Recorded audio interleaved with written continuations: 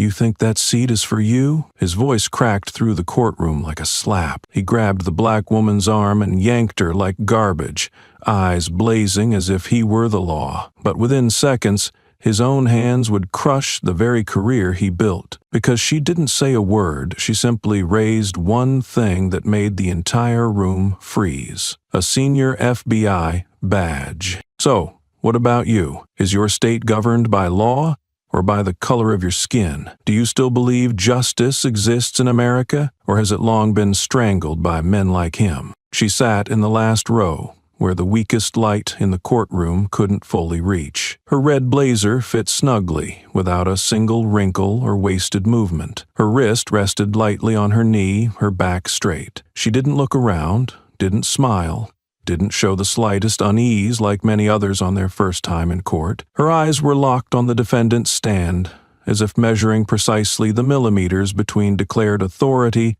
and actual justice. Those sitting nearby occasionally glanced at her, perhaps because of the striking red blazer, or maybe because they weren't used to seeing someone sit with such presence, as if the observer were the one deciding the outcome. The right door swung open. A heavy click of a shoe struck the floor. Officer Bryson Hale entered, like he was stepping onto a battlefield. His eyes scanned the room, searching for any sign of disobedience. His back was straight, shoulders squared, his gaze laced with the arrogance of habit. He didn't care who was the defendant, who were the relatives, or who were just observers. He only needed to spot whoever didn't know their place. A soldier of the law, who wasn't looking for justice, but for anyone out of line, and he always found someone. When his eyes stopped at the last row, his pupils tightened.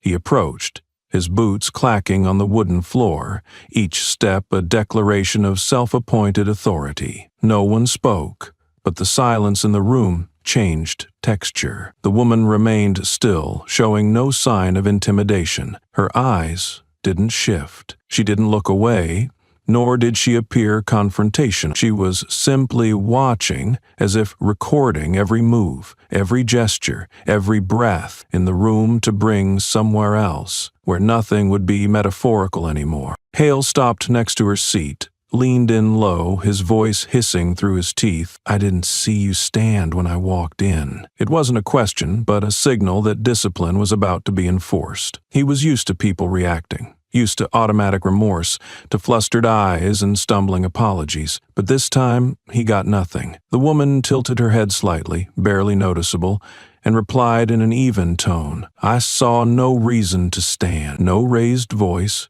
no provocation, no unnecessary explanation. But the simplicity of her words cut straight into his pride like a blade. Hale's lips twisted into a crooked smile, the kind of smile worn by someone whose ego had just been scraped in public but couldn't yet accept it. He straightened up, turned toward the others as if to announce, "She's the problem," then faced her again. Without calling for backup or giving a signal, he reached out, grabbed her wrist, and yanked hard. The woman stood up, not resisting, yet not yielding. Hale glanced around, as if he wanted everyone to remember this moment, as if he had just restored a challenged order. But right then, when she turned to look him straight in the eye, the entire room seemed to freeze. That look didn't resist, it questioned. There was no warning, but the light in her eyes alone was enough to make ordinary people back off, but not Hale. He gripped her wrist tighter. His voice clipped, each word dropping like a weight. "Where's your ID?" It wasn't meant to be answered. It was to intimidate, to show that even the calm ones would tremble if he wanted them to, but she didn't react the way he expected. And that, more than any words, lit the match for everything that was about to unfold. "This isn't your lunch break. Stand when you're allowed to." His voice rang through the courtroom like a pre-recorded order, familiar and laced with insult. He didn't shout, but the sharp edge at the end of his sentence made those nearby flinch.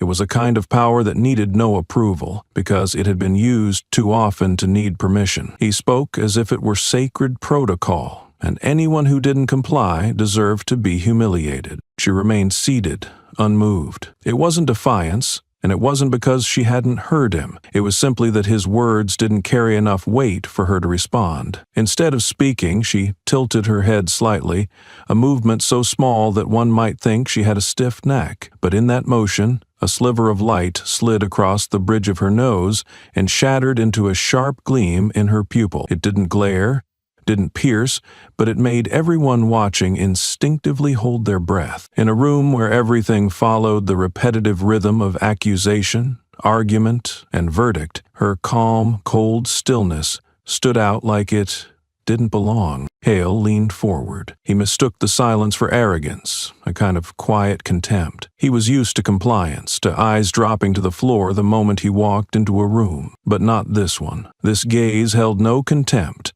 and certainly no submission. It seemed to read him, his every movement, every tick, every flash of anger poorly hidden beneath a veil of pride. He had no idea what label to assign to the woman sitting across from him. She sat like an undefined space, something he couldn't quite categorize, and for that very reason he felt threatened. He lowered his voice, but the tone grew colder. I'll say this again. This is a courtroom, not a gallery for idle observers. Stand up. He pronounced each word like a deliberate jab. This was no longer about protocol. It was a warning strike. The room began to shift. A few people subtly turned away, some ducked into their papers as if they had suddenly become urgent. Everyone could sense the imbalance creeping into the air. Something was off. Something was about to break from the expected order. But no one quite knew how or why to step in. The woman raised her eyes again, this time not toward the bench but directly at the man standing before her. Her expression held no disdain, no anger, and no visible concern. It was simply calm, so calm it unsettled those watching. She spoke for the first time since entering the room. "I heard you," she said, her tone steady as a breath, "and I know exactly where I'm sitting." No one interrupted. Her words left no room for dispute. They did not deny the authority of the court, but neither did they grant anyone the power to define someone else's place in it. Hale clenched his jaw. He was not used to being talked back to, especially not in a place he considered his domain. To him, any act of defiance required punishment, or at the very least, ridicule. But this time, he wasn't even sure who he was dealing with. She didn't retreat, didn't attack, didn't offer excuses.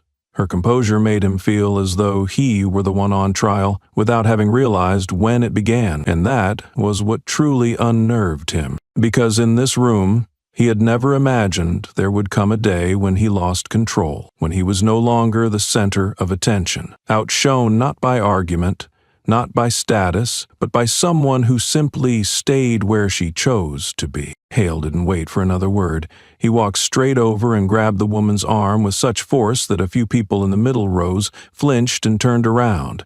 The pressure in his grip wasn't just a reflex of his profession, it was anger, built up from her earlier gaze, from her upright posture, from eyes that had once made him feel dismissed. She was yanked to her feet abruptly, as if torn from her seat without a chance to choose otherwise. This wasn't some back alley or a midnight checkpoint. It was a courtroom in broad daylight, surrounded by officials, court clerks, defendants, lawyers, and the public. Yet Hale's actions mirrored an extrajudicial interrogation, one where he played both prosecutor and judge. "Who the hell do you think you are, sitting there like that chair belongs to you?" The question came from deep in his throat, laced with venomous contempt. It wasn't because she had broken any rule, it was because she existed in a way that didn't fit his mold. His voice, without a mic, still reached every corner of the room. Anyone previously lost in their paperwork was now forced to look up. The judge had not yet stepped out. A strange lull of a minute stretched between hearings, just enough for nameless authority to speak unchecked. He spoke as if she had stolen a seat meant for someone more deserving, as if merely sitting in a public space without presenting her credentials was a crime. She held her balance with one planted foot, not staggering, though pulled out of her composure. Her red blazer was slightly ruffled from the jerk, her other hand resting gently over her stomach, neither blocking nor clenched.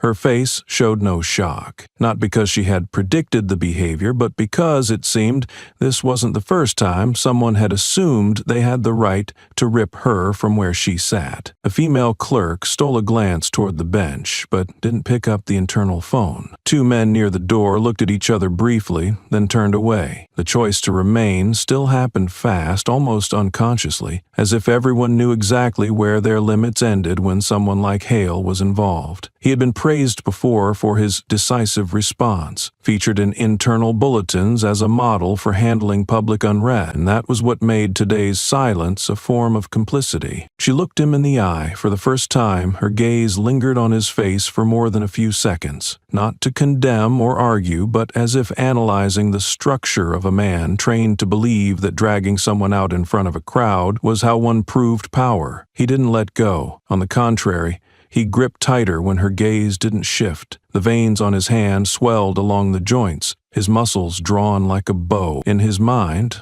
that silence was defiance. He couldn't interpret her calm with anything he had been taught, because the reactions he knew always involved fear, yelling, or at least some sort of excuse. She said nothing, but in that moment, the entire room began to see who was truly being exposed. It wasn't her, it was him. Hale no longer controlled the room, even with his hand still locked around her wrist. All his declarations about authority, about order, about who belonged where, rang hollow in the face of someone who didn't need to argue, didn't need to pull away, and didn't need a title to define herself. With each second that passed, this woman was quietly dismantling the very framework through which he understood control. In one corner of the room, someone quietly hit record on their phone. Things hadn't yet escalated to what could be deemed a major violation, but the lens of that camera didn't stray from the small detail at Hale's hand,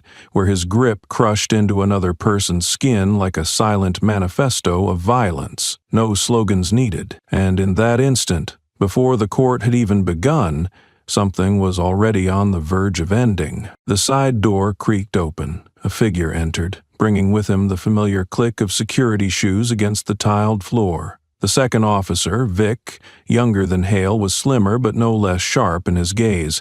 He scanned the room quickly and immediately noticed something was off at the front. Hale had a woman's wrist locked in a restraining grip, right in the middle of a space meant to be governed by order and decorum. Vic saw everything: the restrained fury in Hale's face, the unmoving stare of the woman in his hold, and the averted eyes of the surrounding crowd. But he didn't step forward, didn't signal to stop, didn't ask why. Vic didn't need an explanation. The situation wasn't new, except this time it was inside a courtroom, and this time it involved a woman in a red blazer. In Vic's mind, anyone who made Hale react that way was automatically a problem. He stood quietly by the door, hands clasped behind his back.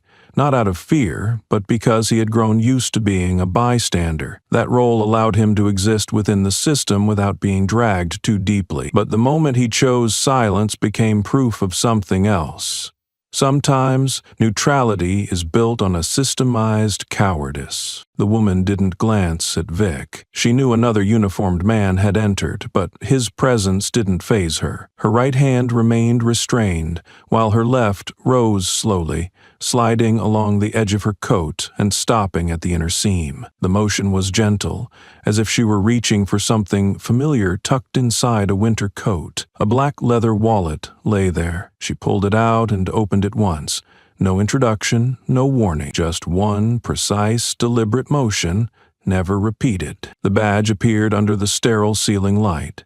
The sharp emblem of the FBI, Division of Internal Oversight, sat cleanly beside her photo ID. The steel-toned trim glinted faintly, needing no further confirmation. No sound was heard, yet everyone in the room felt the thud of something heavy landing on the floor at that moment. Hale's hand still clutched her wrist, but his body went rigid. His eyes dropped in a split-second stutter, like a man who'd just punched what he thought was drywall, only to find out it was reinforced steel. Vic took one more step forward, chest slightly rising, eyes darting from the badge to Hale's face and settling on the hand gripping her wrist. The air thickened with each second, stretched taut by an invisible wire. One more misstep would snap everything beyond repair. But the woman did nothing else. She didn't say, "Do you know who I are?" Didn't declare authority, didn't ask for an apology. The badge was revealed, then folded away and returned to the wallet like the closing of a file. Hale stepped back half a pace, not out of respect, but from shock. His facial muscles tightened, the threat he had projected since the start of the session now unraveling. Vic finally spoke, voice low like a man trying to extract himself from trouble. "We should wait for the judge." It was a slow retreat, not of courage, but of someone backing away from a scene he could no longer control. Hale didn't respond. He looked down at her wrist, where a red mark had begun to form, then up at her still X-rayless face. In his eyes, for the first time, appeared a feeling he had never shown to those he usually labeled as subjects of restraint. A woman holding an FBI badge wasn't what silenced the room. What froze them all was how she existed in that space, without needing permission, without explaining, yet forcing everyone to reassess their position. Somewhere in the room, someone still held a phone recording from beneath the bench. Steady, unshaken, because they knew some moments, if missed, could never be reclaimed. Not because they were rare, but because they exposed just how easily a system could crumble under the weight of one unflinching stare. The moment the woman opened her wallet and the badge caught the light, the entire room seemed to freeze, not because anyone ordered it, but because the power embedded in that small object had just crushed the familiar sense of authority each person there believed they held. The silence wasn't born of fear, but of recognition. No one needed to verify whether the badge was real, but the man gripping her wrist couldn't let go of that truth. Hale released her hand immediately, the motion uncontrolled, as if he had touched something scalding or more dangerous than a live wire. Yet just as his fingertips left her skin, he shouted, a misfired reflex of panic and defense, "This is fake. Verify it now."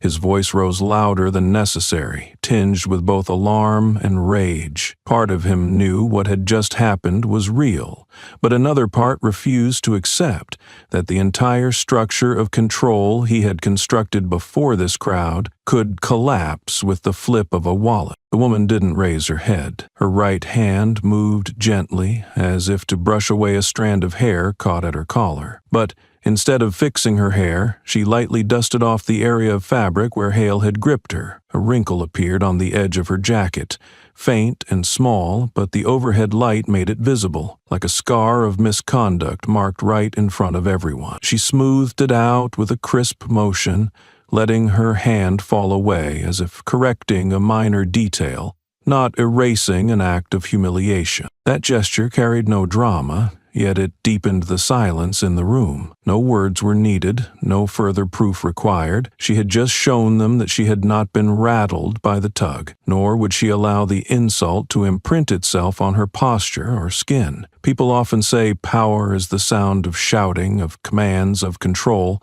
but in that moment, it appeared in the way someone adjusted their collar while two officers still failed to grasp what exactly they had just provoked. A court clerk fumbled with the files in her hands. The judge had not yet appeared, but his presence no longer seemed essential for order to be established. A few turned away, confused. Some looked down at their palms, pretending to check phones that had long gone dark. These were not bad people, but they had grown used to the role of bystanders. They had not expected that today, in a space full of rules and rituals, someone would walk in and undo the illusion of safety without even raising their voice. Vic stood still by the door, his usual sharpness gone from his face. He didn't step forward, nor did he move away, as if frozen by what he had just witnessed. In his eyes there was no longer agreement or silent alignment with Hale, only realization. He had just seen a moment that no academy manual had ever prepared him for, a person being forcibly subdued, then reclaiming her place without raising her voice or her hand. Hale, now visibly unsettled, darted his eyes around for someone to echo his outburst, but no one responded. The clearest rejection didn't come in words, but in silence. With each passing second,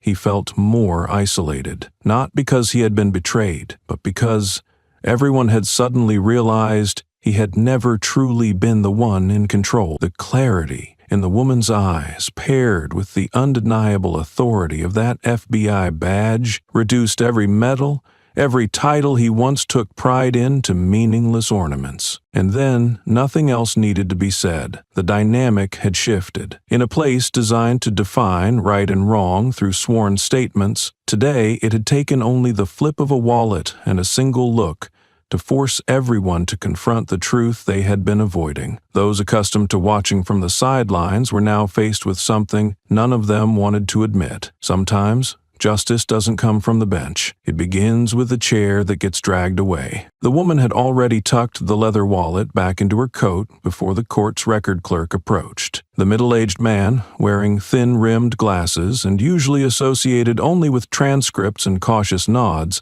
now had to confront what the entire room had been avoiding, verifying the legitimacy of the badge just displayed. He bent down, examined the embossed insignia, the steel-toned trim, and the code sequence aligned precisely with federal agency identification standards. It didn't take long, just a nod, no explanation, no need for more. The entire room seemed to contract under the suffocating weight of belated awareness. Those who had once clicked their tongues when Hale entered, who had chosen to look away when the woman was forced to stand, now fell silent, as if their voices had lost meaning. Not because they were forbidden, but because everyone realized that any word uttered now would be an admission of shared guilt. Guilt for not stopping it, not stepping in, not asking why, not holding on to that strange moment when it first began. The sound of the judge's shoes echoed from the back of the room. The elderly magistrate, robed in heavy black, stepped in with the measured pace of someone long accustomed to restoring order. But the moment he crossed the threshold, he sensed the silent pressure strung across the courtroom. It wasn't the usual solemnity.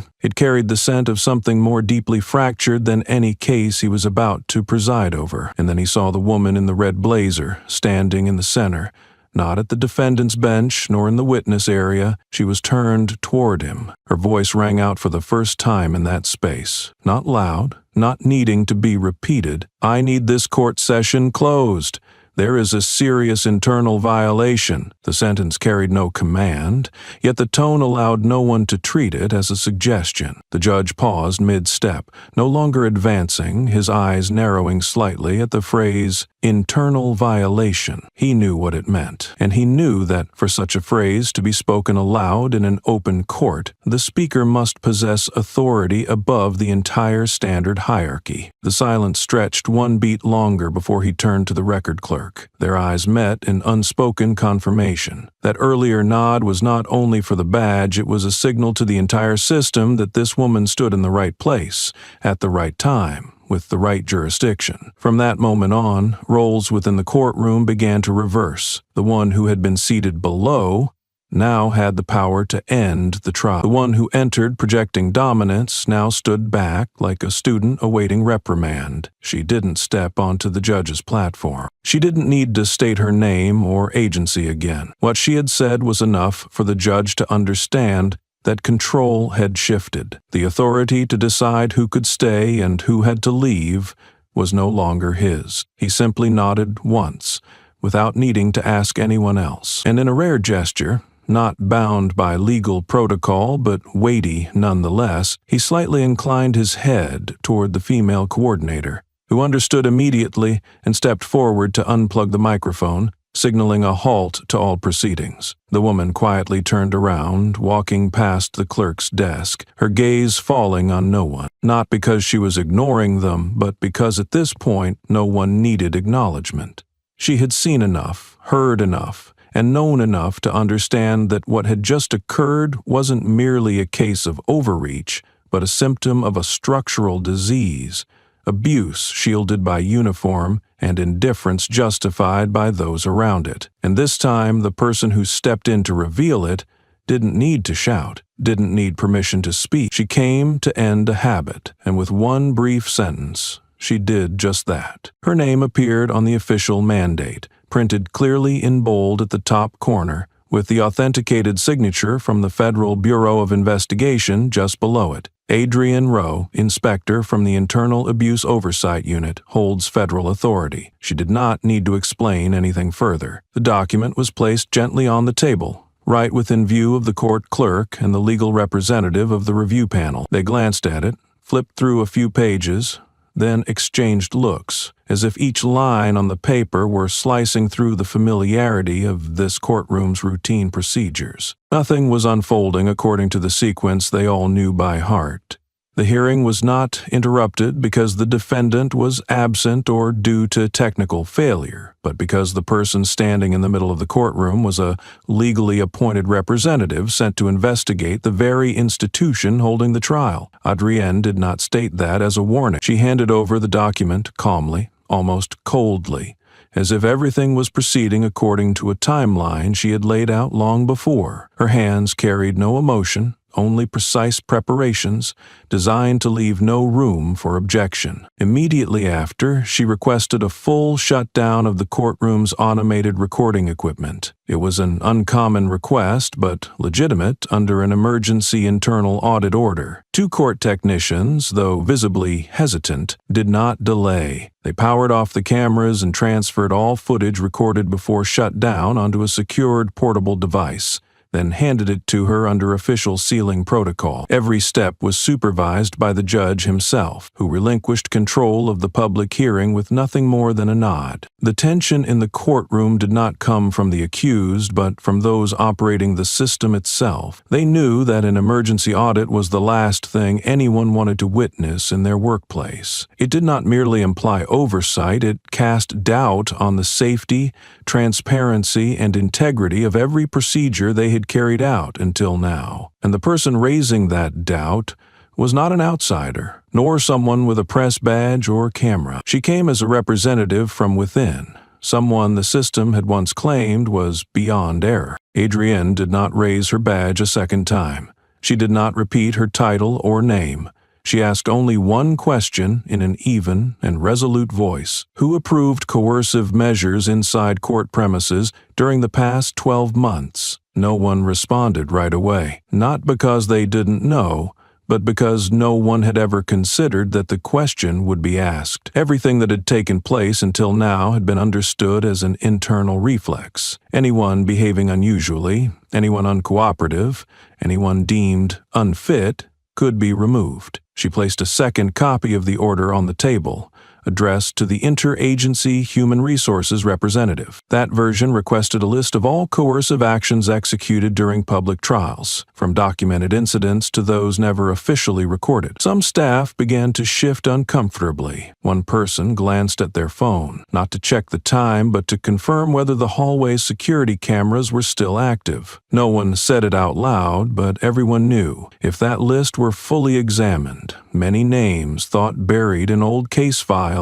would be summoned again. Adrienne paid no attention to personal reactions. She was not there to arrest individuals. She was there to find the fracture point in a chain of behaviors once considered legal simply because they had never been questioned. And today's act, carried out in the middle of a public hearing with dozens of witnesses, was only the most recent proof of something that had existed far longer than anyone in the room could remember. No one tried to stop her, not because they agreed, but because they knew that if they remained silent, her next steps would no longer be investigative. They would dismantle the very system they had once called order. Hale's shout burst out like the last convulsion of a man watching power slip through his fingers. He could no longer maintain even breathing, nor conceal his confusion. "You don't have the authority to run this room." His voice didn't sound like protest. It was more the desperate self-defense of someone being pushed out of his familiar place. But that sentence never had the chance to echo off the courtroom's stone walls before another voice answered. The federal officer's voice cut in, not loud, but clear enough to silence the entire room instantly. "She's operating under Code 7C. Just one brief sentence, needing no further explanation. Those in the profession understood what that code implied. It did not merely represent an internal investigation. It granted the agent authority equivalent to a regional command within the scope of misconduct. From that moment on, any obstructive response would no longer be seen as dissent. It would be considered interference with a high-level federal operation." Hale was speechless. His eyes still held defiance, but his foot slid half a step back, as if his body understood what was happening before his mind was willing to admit it. Around him, no one spoke. The silent support he had once relied on was now nowhere to be found. Some looked down at the files in front of them, others spun their pens as if to release tension. The glances that had once aligned with him, that had once endorsed the quick solution, were now searching for a safe exit. And this time, the epicenter of risk was him. Adrienne stood tall. She didn't turn back, nor did she appear disturbed by the previous outburst. The intervention from her colleague had saved her from having to explain something that every seasoned professional should already understand. She turned toward the court clerk, her voice calm but firm, requesting all relevant files, including a detailed record of coercive actions carried out by the two officers involved in today's incident. Time frame: the past 18 months. The request wasn't made to pinpoint a single mistake, but to expose a pattern, recurring signs, behavioral trends too consistent to be dismissed as random. The clerk hesitated briefly, then nodded and turned to retrieve the documents. Every movement in the room now slowed, tinged with caution. Those who normally carried out procedures with confidence were now checking every step, as if any misstep might be noted and later scrutinized. Adrienne didn't demand speed,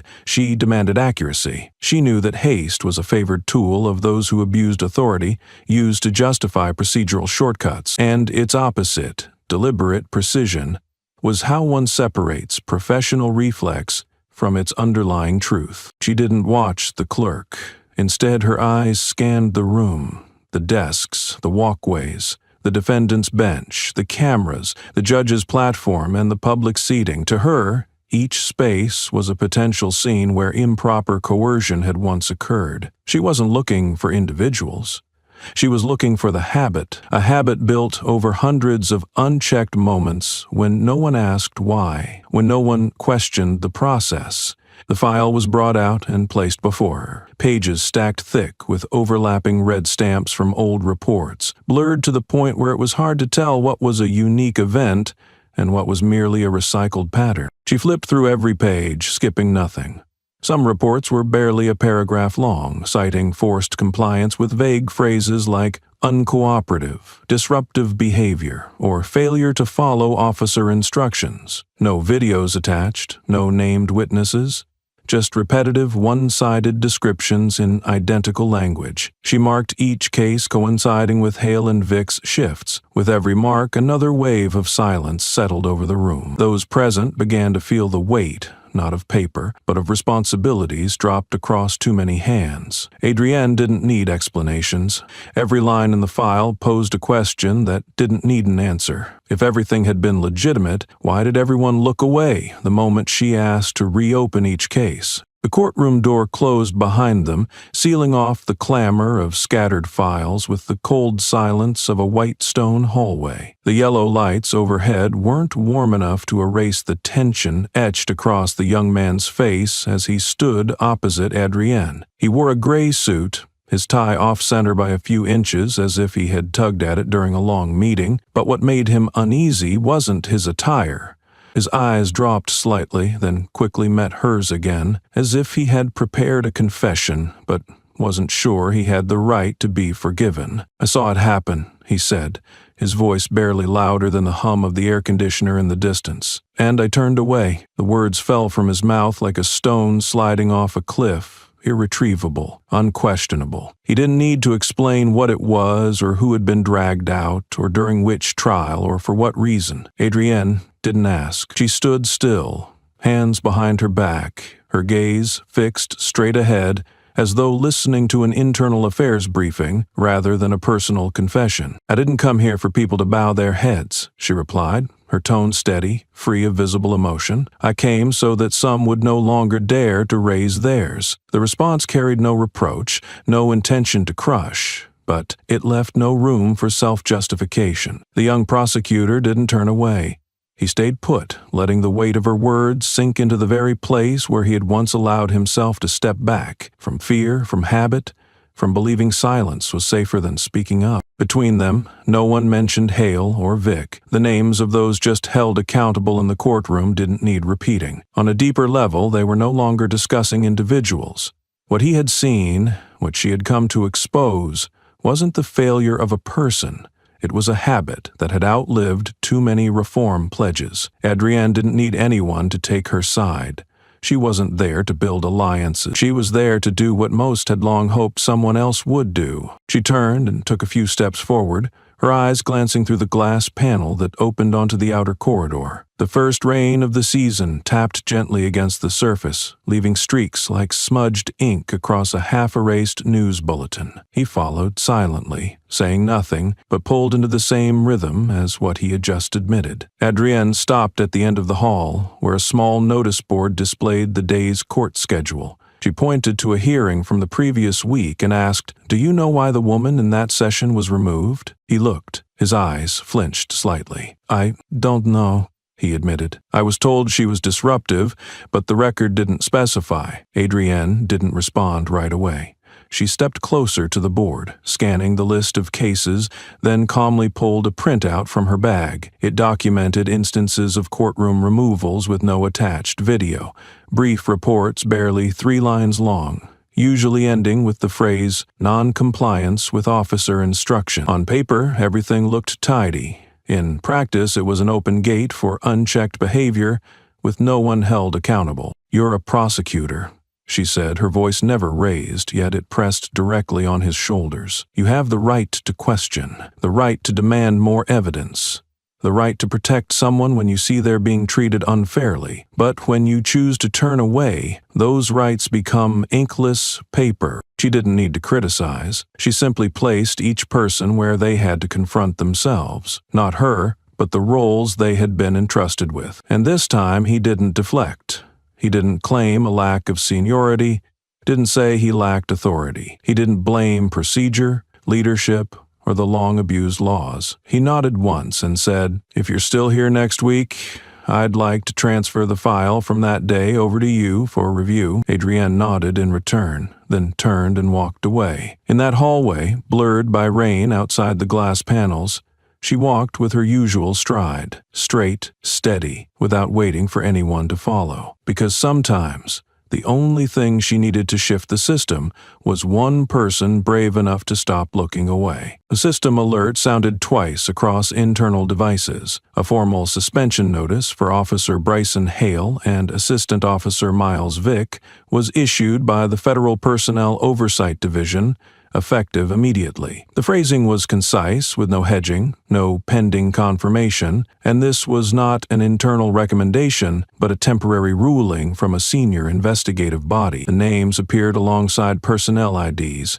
current positions, and the clearly stated reason: involvement in coercive behavior with signs of authority abuse within the district courtroom. The phrase, "temporary suspension," though familiar, carried a different weight here. It confirmed that what had just unfolded could no longer be normalized. Hale remained still. His gaze drifted into space, as if hoping the notification was a technical error. Vic, though he had taken no direct action, made no move either. His silence had already been fully documented. In this system, those who chose inaction sometimes left a mark even deeper than the ones who acted. On the screen, a small lock icon appeared beside both personnel records, indicating temporary access suspension.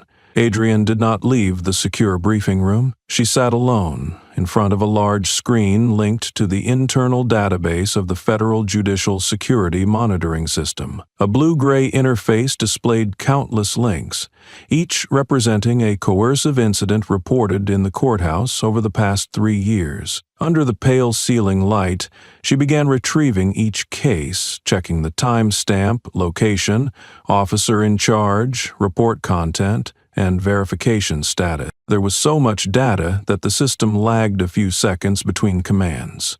She remained patient. No one stood behind her urging speed. She wasn't looking to assign blame to a single name.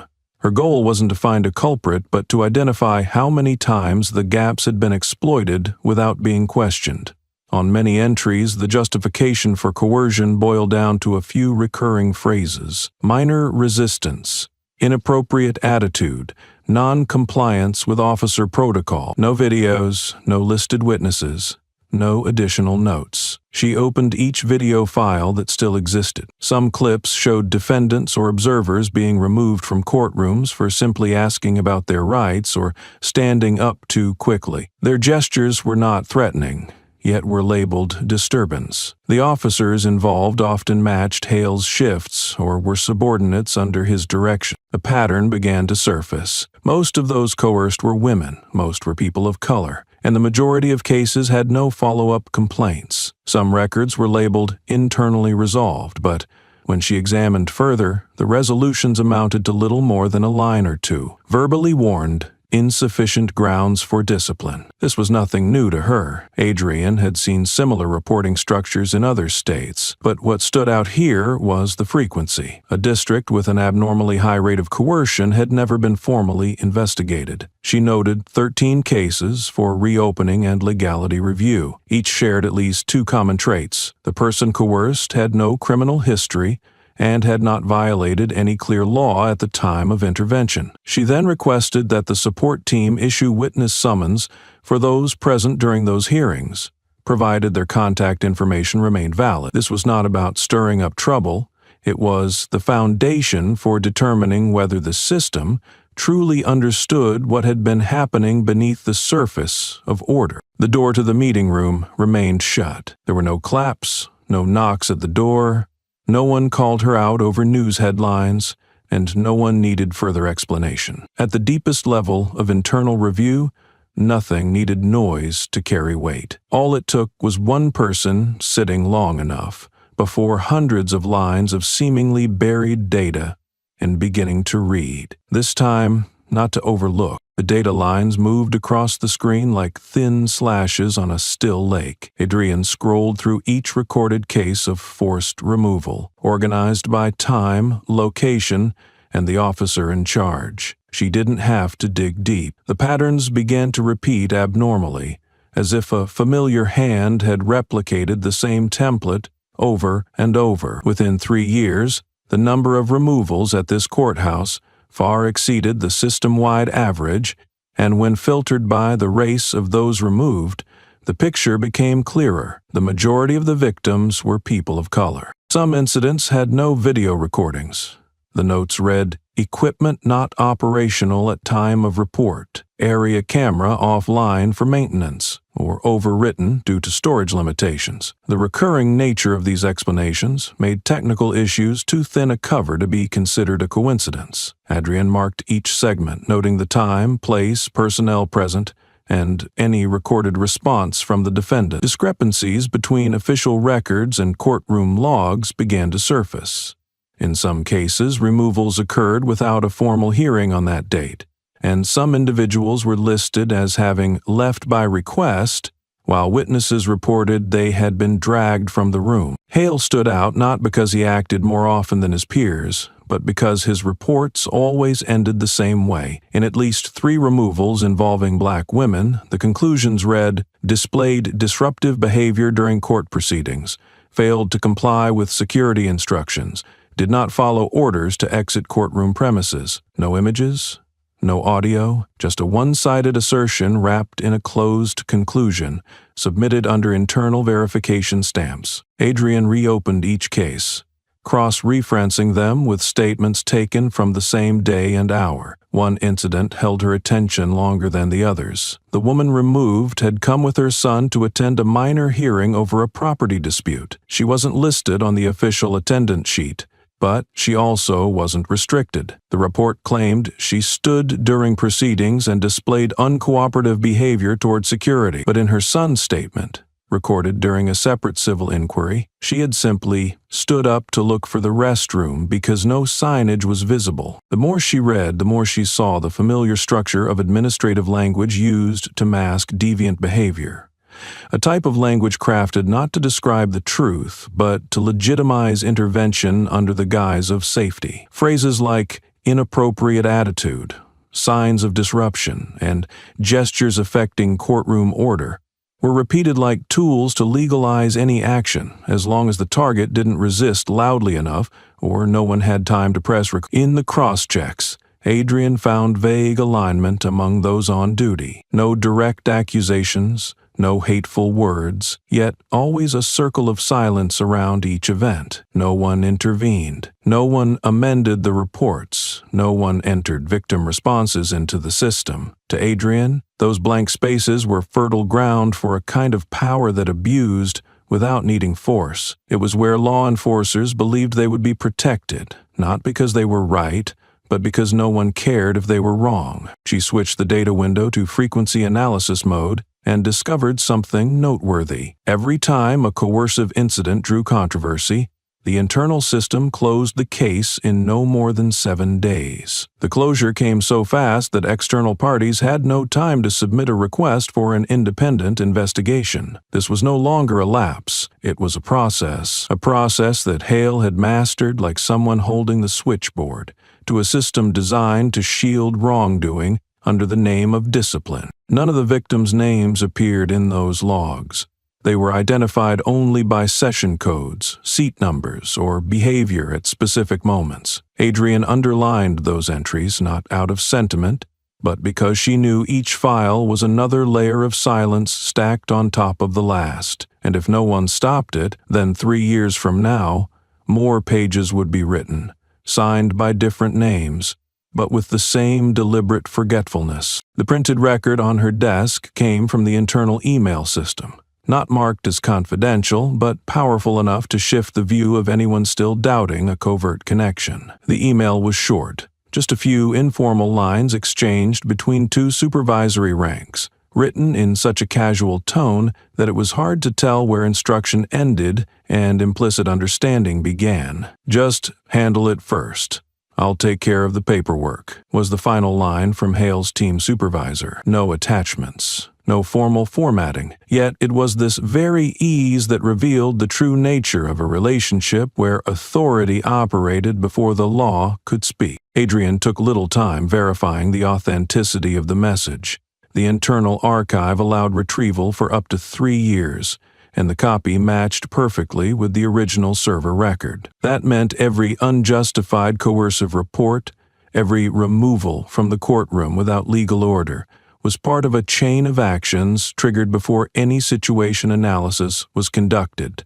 Not personal mistakes, but permitted habits, sustained across layers of silence. She didn't send individual reports to the involved personnel. She didn't hold internal meetings with HR or local legal units. Instead, Adrienne transferred all verified data to the federal-level security system and issued an emergency summons to the Police Conduct Council. This was no longer about a single district or rogue officer. This was a mandatory response when signs of abuse had evolved into an operating procedure rather than isolated incidents. The report included 6 appendices, each a cross-reference table of time, location, personnel, and especially recurring patterns. Victims from minority groups, vague justifications for coercion, lack of footage, and unusually fast case closures. She knew this would trigger a broader investigation, bringing interagency oversight and exposing links many had worked to conceal. But it needed to happen,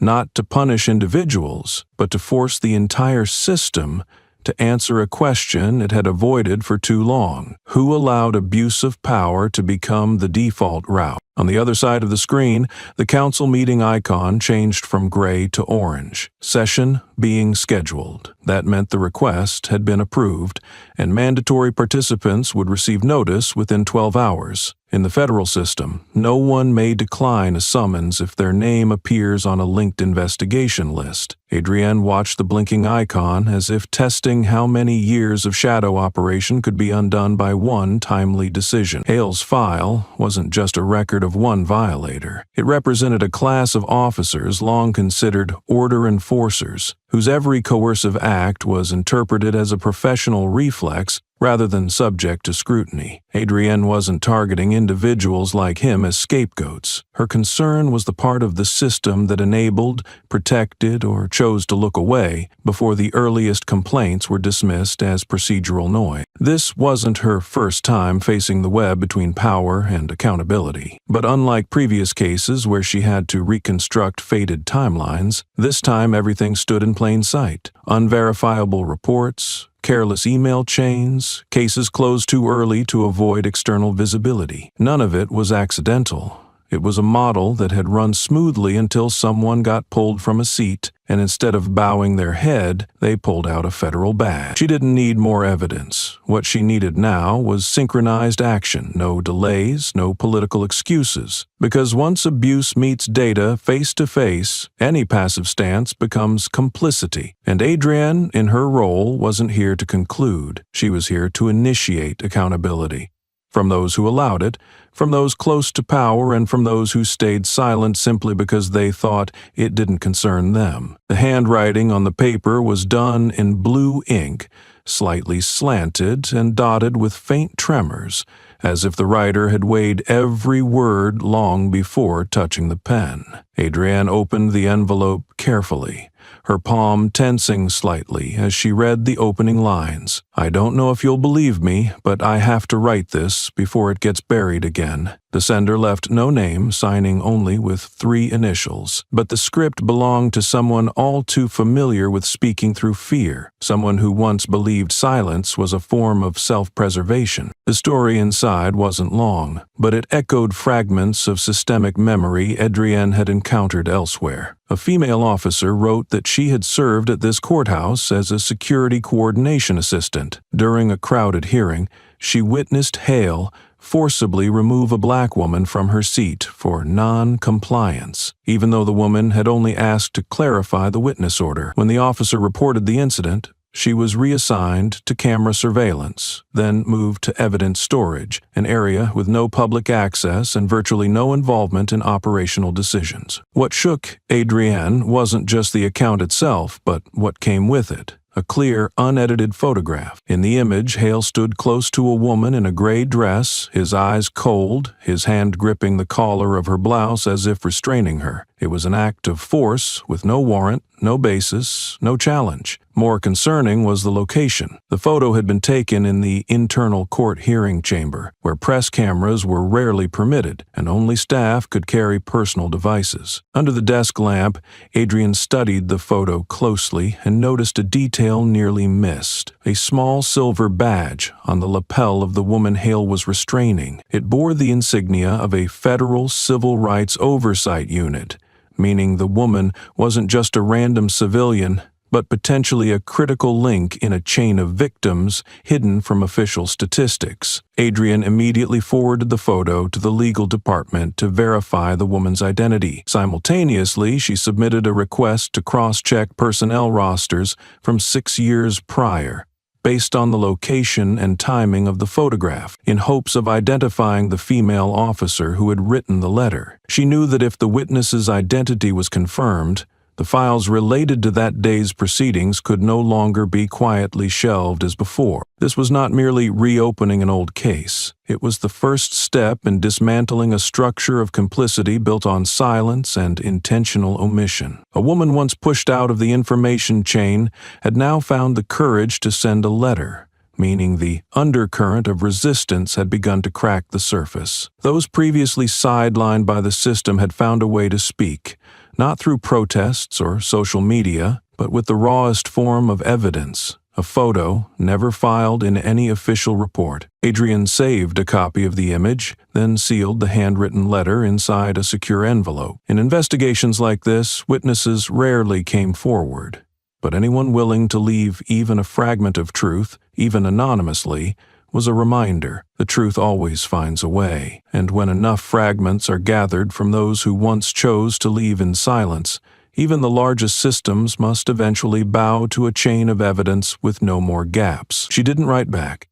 Adrienne simply pinned a small note to the corner of her desk, handwritten. Every person who stands at the right time is part of justice, even if no one knows their name. And under the dim light of her office, the old photograph remained, an unerasable reminder that power had once gone astray and now owed the truth an answer. Beneath the courthouse, in the rarely visited archives restricted to high-level clearance, Adrienne moved past rows of case file cabinets, her fingers brushing across labels sealed by year. She ran a scan on all case numbers and hearings involving Officer Hale from roughly 6 years ago, but the search returned only fragmented results, with no codes matching the image, no descriptions, no cross-referenced photos, not a single trace indicating that the picture had ever been part of any investigation or internal record. In administrative language, that was called a valid null entry, items discarded before they were even officially acknowledged. Adrienne opened her notebook, noted the missing data indicator, and marked the third round of verification. She knew this kind of clean handling wasn't a mistake, but the result of coordination between those with data control and those too afraid of consequences to leave a trail. Cases buried this carefully were rarely isolated. They were the links between two layers, those who acted directly and those who ensured no one would question it afterward. That very day, a closed-door meeting was convened with a few senior-level security coordinators. Most remained silent throughout. But near the end, as Adrienne prepared to leave, an older woman approached her. She wore the insignia of a federal internal coordination officer, a title typically seen in technical briefings rather than open investigations. She stopped in front of Adrienne, her gaze slow but resolute. "I managed personnel distribution in that district for 11 years. She said calmly, "and I remember once being asked to erase the name of a witness from an emergency hearing file. When I asked why, they said the person disrupted courtroom order." She paused, then added, "Back then I stayed quiet, but when I saw that photo, I realized I was helping it happen again." It was the first time Adrienne had received a public acknowledgement from someone inside the system. Not a confession, but a step away from the collective comfort zone, where everyone knew something was wrong, but kept quiet to hold on to their seats. That support didn't provide new evidence, but it opened a critical door. Full access to the personnel coordination database during the questionable time frame. Only executive-level authorities could approve the unmasking of protective filters and allow viewing of encrypted backups before deletion. Adrienne thanked her without adding anything else. She understood that publicly siding with an investigation in a setting like this could mean placing oneself under surveillance. But that act also signaled a shift in the fear boundary, and when people seated at key points in the system began to speak, the only thing that mattered was making sure they weren't forgotten amid the growing wave of resistance. That evening, Adrienne flagged another case for restoration. She entered a new access code, then submitted a request to the Federal Oversight System with the justification restoration of backup required to cross-rection evidence from verified anonymous report. With a final click, the request was sent. The screen flashed the status line, request processing, response within 24 hours. In the dark of the office, Adrienne leaned lightly against the chair, her eyes fixed on the image still being printed from multiple angles. Some evidence isn't lost because it never existed, but because someone gave the order to erase it. Yet if just one link speaks up at the right moment, the door once slammed shut will crack open, and when light enters, no one gets to say they didn't see it. The archive room at the far end of the courthouse basement still held the scent of old paper and cold metal. Adrienne stepped inside, her left hand looser than usual. Her wrist was bruised and purple, red streaks spreading slowly from where she had been gripped. She didn't bandage it, nor did she see a doctor. That wound, though dull and persistent, was the clearest proof that she had been in the right place at the right time and seen by the right person. It didn't need to be hidden. It reminded her that anyone who touches what the system wants buried will eventually be pushed past the boundaries of safety. A colleague walked in, set a few files on the table, then paused, glancing at her wrist. He seemed hesitant before speaking, as though his question might disturb the fragile peace presumed among co-workers. "You're not going to report the assault?" he asked, lowering his voice as if to soften its official tone. Adrienne didn't look up. She was typing access codes into the system interface. "If I report it, I become a victim. That's not who I am," she said. "I'm here to end the habit of labeling right and wrong based on who gets bruised, not to count bruises." He fell silent. Maybe he didn't know how to respond. Maybe her words weren't meant for dialogue, but for closure. Adrienne continued searching internal transfer codes from the time the photo had been hidden. She now had the list of personnel who once had clearance to edit record logs from 6 years ago, most of whom were still employed. Some transferred, some recently promoted. None had ever been questioned. She flagged 4 individuals with the highest clearance in document processing and began preparing supplemental investigation files. Under the current archive system, anything marked as a valid removal could only be restored if its prior existence was proven. But when images and records had been stripped from every backup, the only path to proof was through living witnesses or unindexed trace sources. Just then, an internal message alert pinged on her handheld device. An anonymous link arrived, no subject, no title. Adrienne opened it in temporary secure mode, displayed only as plain text. It contained a leaked chat between 2 former security staff, referencing the photo from the Mitchell hearing being pulled because it wasn't necessary for the report. The name Mitchell matched the woman in the photograph she had just received. Like an invisible thread, the new lead closed the gap of 6 erased years. Adrienne immediately filed the leaked message as evidence, marked it for priority review, and forwarded it to the Independent Investigative Office. From that moment,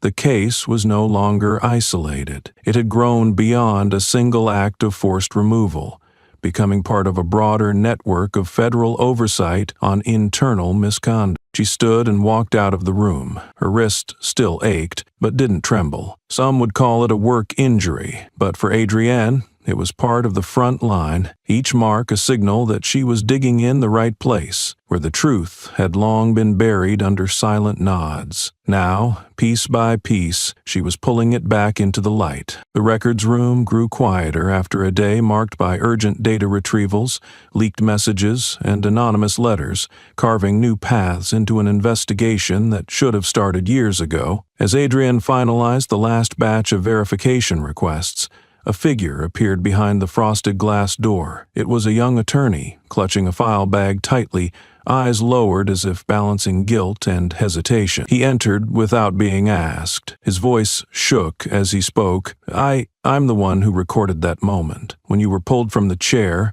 I was standing at the end of the hallway. I saw everything." Adrienne looked at him, saying nothing. She didn't want to press. No questions were needed to understand the rest of the story. The young lawyer nodded and continued. "I deleted it. Deleted it right after I saw Hale looking in my direction. I was scared. Scared of losing my job. Scared of being watched. Scared I'd be the next one called out for disrupting legal space. But what I couldn't delete was your eyes. They weren't angry, not blaming, not trying to look strong.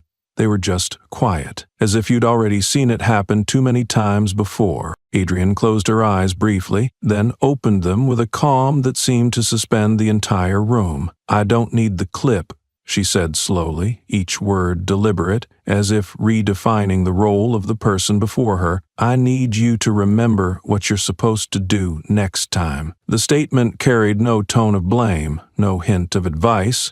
It read like a short annotation for a generation of young attorneys, those taught the law but not always bold enough to use it to defend right from wrong. The lawyer bowed his head without another word, but the way he walked out of the room, showed he had understood better than any argument could have explained. Adrian turned back to the screen, typing a command to connect with the auxiliary storage system to trace cases without video records from the past 3 years. When the data window appeared, she noticed a sequence of hearings held on Friday afternoons, the time when many courthouse cameras often registered connection failure errors. Stranger still, all of those cases had one thing in common. The individuals forced out of the courtroom were all black women. No footage, no formal records, and no voices raised. She extracted the information, filtering for the names of security officers assigned to each of those hearings. One name appeared repeatedly: Bryson Hale. From the 1st to the 15th session,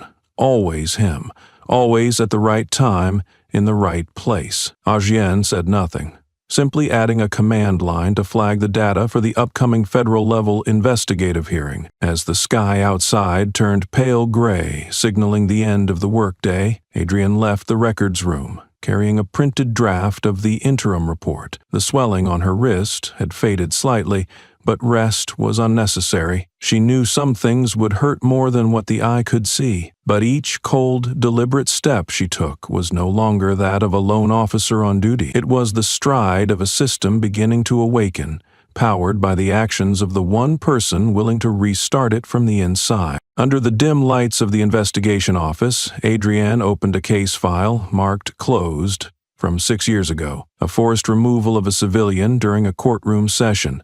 The name of the victim is recorded: Alma Trenton, a black woman pulled from her seat in the middle of a trial without explanation, without official request, and the case was closed with a single line: victim withdrew complaint due to personal reason. She was not satisfied with that phrase.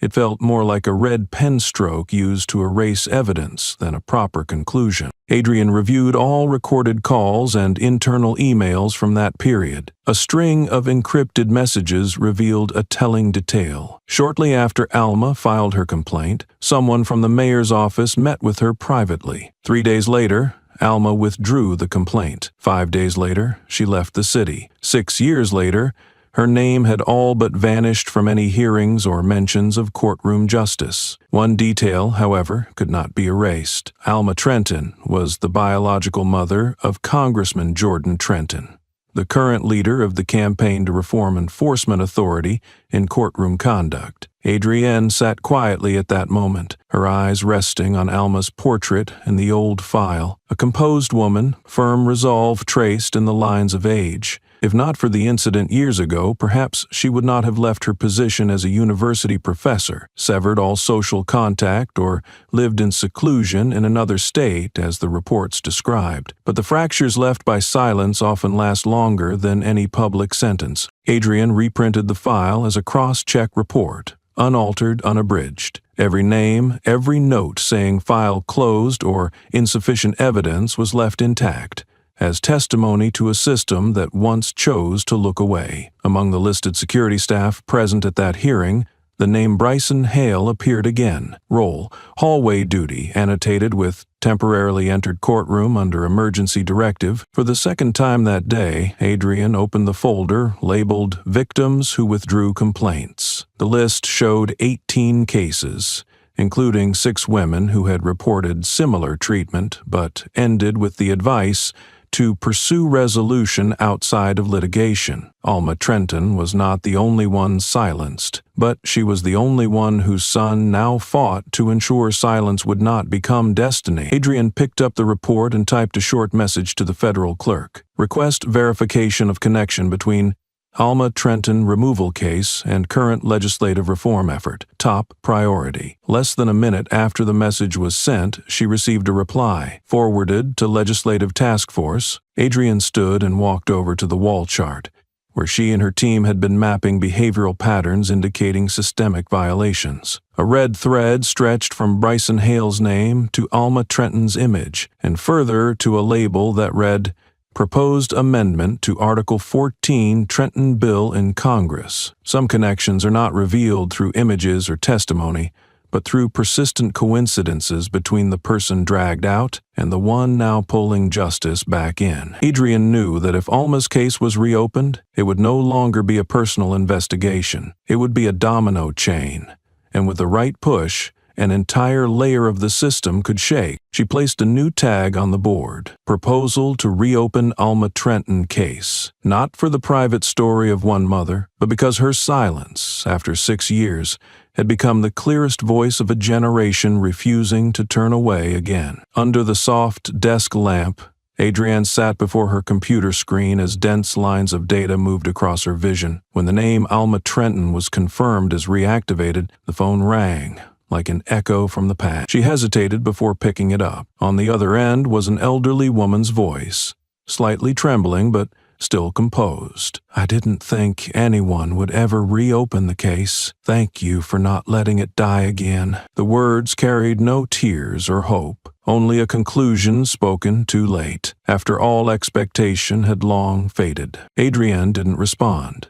She remained silent, not because she had nothing to say, but because she knew every word now would be unnecessary. Instead, she quietly pulled the file onto the federal interface, clicked Resubmit for review, then entered the emergency access code. The data related to Alma's case was transmitted within seconds, bypassing all the firewalls designed to protect the things deemed better left alone. She didn't know whether the woman who called was truly Alma or just someone who had witnessed the story, but that voice left a clear echo, not the tone of a victim, but of someone who had survived with memories that had never been explained. Adrienne leaned back in her chair, her hand still resting on the mouse as if holding on to something fragile that had just passed. After all these years, a story once thought to be closed had found someone to carry it forward. Near dawn, the file was automatically transferred to the Interagency Analysis Division in D.C., which held priority access over cases involving concealed abuse of power. Adrienne watched the confirmation line appear on the screen. Alma Trenton file. Received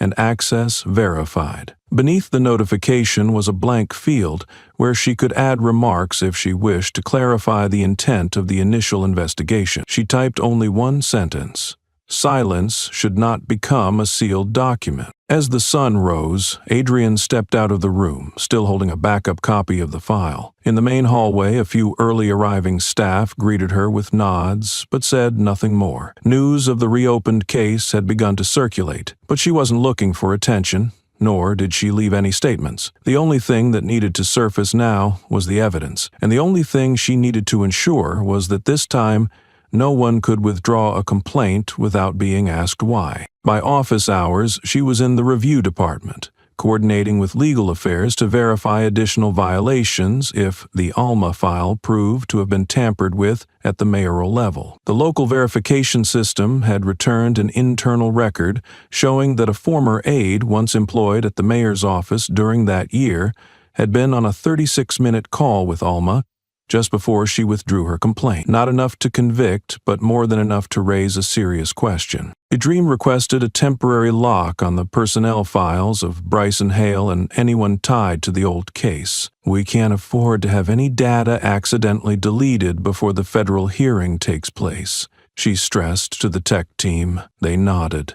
No one needed further explanation. That afternoon, when she returned to her office, a colleague had left a small handwritten note on her desk, penned in blue ink. "A case once buried, if reviewed in full light, will not only clarify the truth, but expose the way an entire system chose to look away." Adrienne didn't know who wrote it and didn't need to. She folded the note, slipped it into her coat pocket, then looked through the slightly open window where the afternoon sun fell across the cold stone floor. The night before had been a phone call. Today was a file transfer. Tomorrow might be a hearing, but even if nothing had happened yet, she knew she had laid another stone in the foundation of justice, not to build a monument, but to keep others from stepping into the void of forgetfulness. The report was submitted at noon on a spring day, marking a point of no return Adrienne knew well. It was not the first document she had written in her career, but it was the only one that began with a line entirely devoid of technical phrasing. "Justice doesn't begin with power. It begins with how we respond to the abuse of power."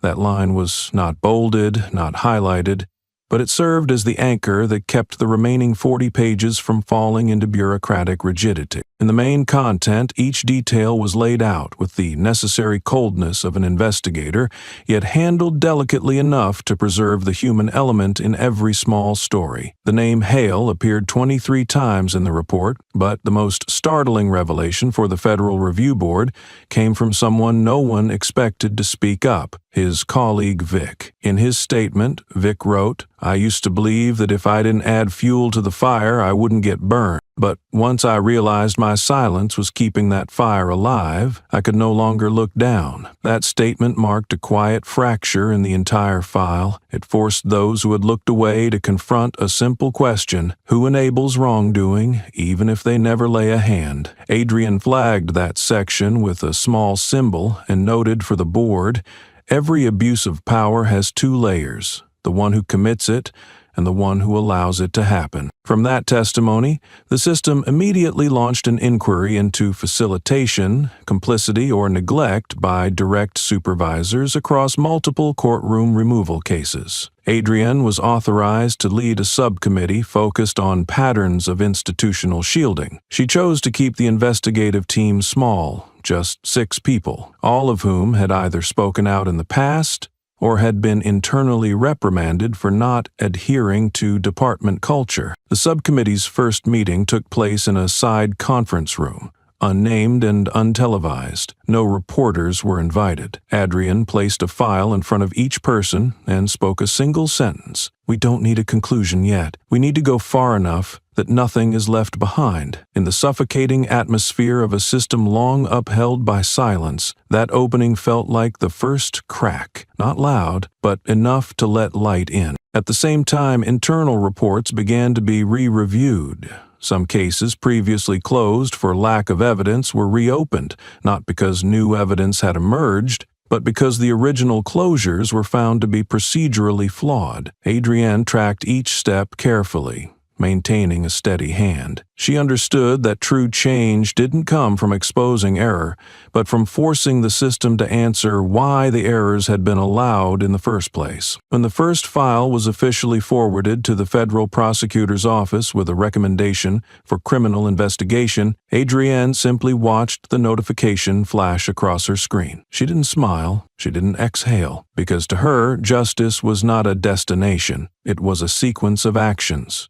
Repeated, relentless, and leaving no room for compromise over the question, what did we do when we saw something wrong? At the end of the report, under the conclusion section, she left a single line: "A system is only truly strong when it can face what it once deemed untouchable." Then she closed the file, stood up from her desk, and walked out without looking back. In her hands, there was no title, no badge of honor, only a thin stack of paper that held something capable of shaking a legacy, the truth. While media outlets rushed to report the news, from local columns to national headlines, Adrienne remained silent. She appeared in no interviews, accepted no network invitations, and never made a single public comment since the findings were made official. While analysts scrambled to predict political fallout, industry reform, and potential criminal expansion, the one voice the public waited for was the only one that gave them nothing to quote. A reporter left the morning paper on Adrienne's desk,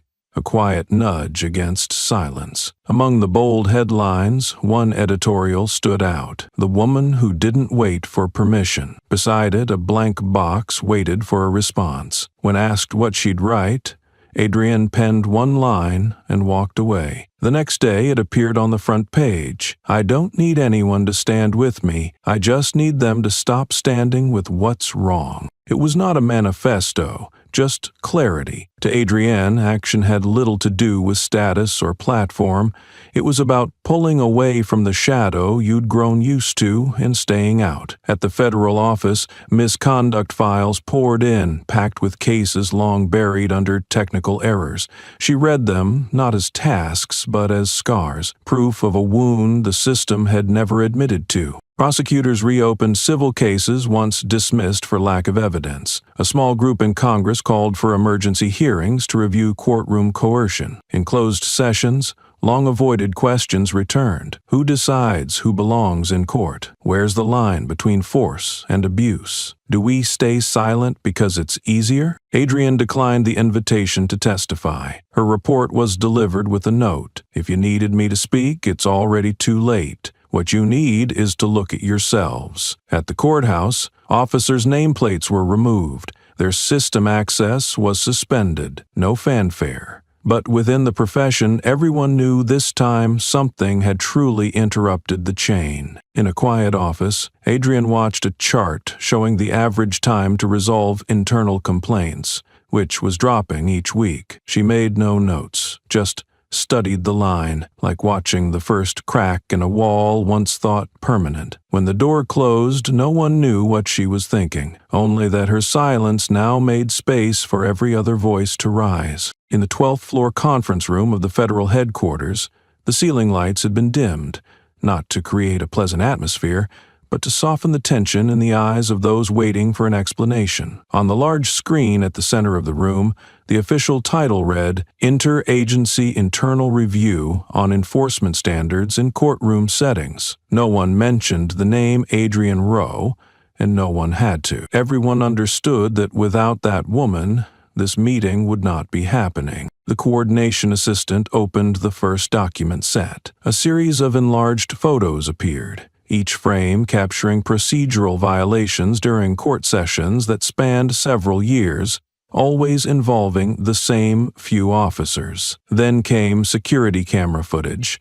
previously marked as technical error, but recovered from protected backups. One clip showed a black woman being pushed out of a courtroom without any directive from a judge. These were not mishaps or coincidences that could be dismissed. Next was a chart of altered records, flagged by irregular access timestamps and the disappearance of visual evidence. Beside it was a handwritten letter from an anonymous female officer, the ink still bold and slanted across the page. I used to think silence was the only way to stay, but seeing others do what's right made me realize silence is just another form of wrongdoing. The Justice Department representative furrowed his brow at the final line, then looked up. His gaze swept the room as if searching for someone to ask, "Has anyone here ever stood in her place?" No one responded, not because there was no one present, but because no one was willing to admit it. From his seat, the FBI delegate laced his fingers and spoke in a low, firm voice. "If what we've just seen is true,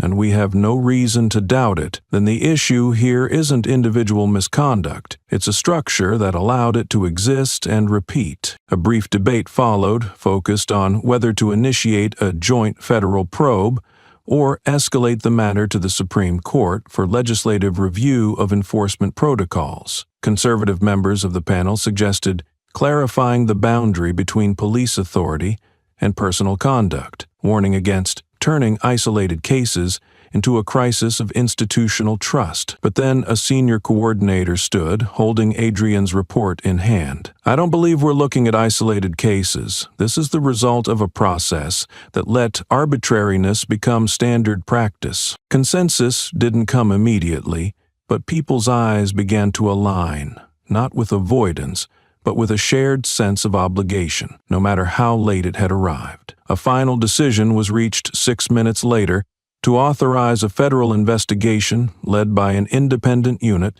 with full access to all enforcement data from the judicial police force over the past 5 years. When the meeting ended, no one stayed behind to shake hands or exchange words. Each person left the room in silence, carrying a burden they could no longer avoid. In the main lobby, a news screen replayed a now familiar image, a woman with her hair tied back, eyes steady, holding up a federal badge in a courtroom thrown into chaos by arrogance. Among the passers-by, a young intern paused and quietly asked someone nearby, "Who is she?" The older man gave a small nod and softly replied, "She's the one who made all of us rethink who holds power and who's abusing it." That closing line rang out like a verdict with no signature. slicing through every last attempt at justification still lingering in the room. The air thickened, not from confrontation, but because, for the first time, those entrusted with justice had to face the fact that their system had allowed wrongdoing to stand as routine. No one applauded, no one praised, but in their expressions, it was clear that what had just been said was something they had avoided for far too long. After the session, a summary report was circulated internally through a secure channel. Adrian Rowe's name was not mentioned. The report simply stated, "Proposal to review all courtroom coercion protocols and conduct standards. Request to reassess cases, labeled disruption of order, within the past 5 years." To those who understood, those cold lines were a quiet admission that someone had done enough to make the system look at itself. Adrian left the headquarters at dusk. No one accompanied her. In her hand was a thick folder yet to be sent off, evidence from unresolved cases. She paused by the ground floor railing, watching the traffic in the distance. A staff member passed by, hesitated, then asked, "Do you think there'll be real change this time?" Adrian tilted her head, thought for a moment, then answered without smiling, "I don't measure by change, I measure by the times the system doesn't look away." That night, the federal system registered minor adjustments. 4 cases, once categorized as internal matters, were reclassified as under additional review. A memo from the Personnel Division reached district police departments. Please audit all instances of coercive measures within judicial spaces. Not everyone noticed the wording,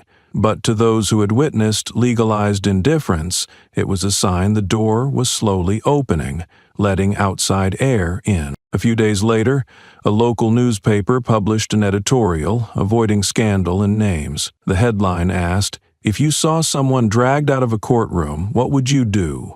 In the comments section, hundreds shared stories of witnessing similar incidents, but not knowing how to react. A teacher wrote, "I'll use this article as teaching material in civics class."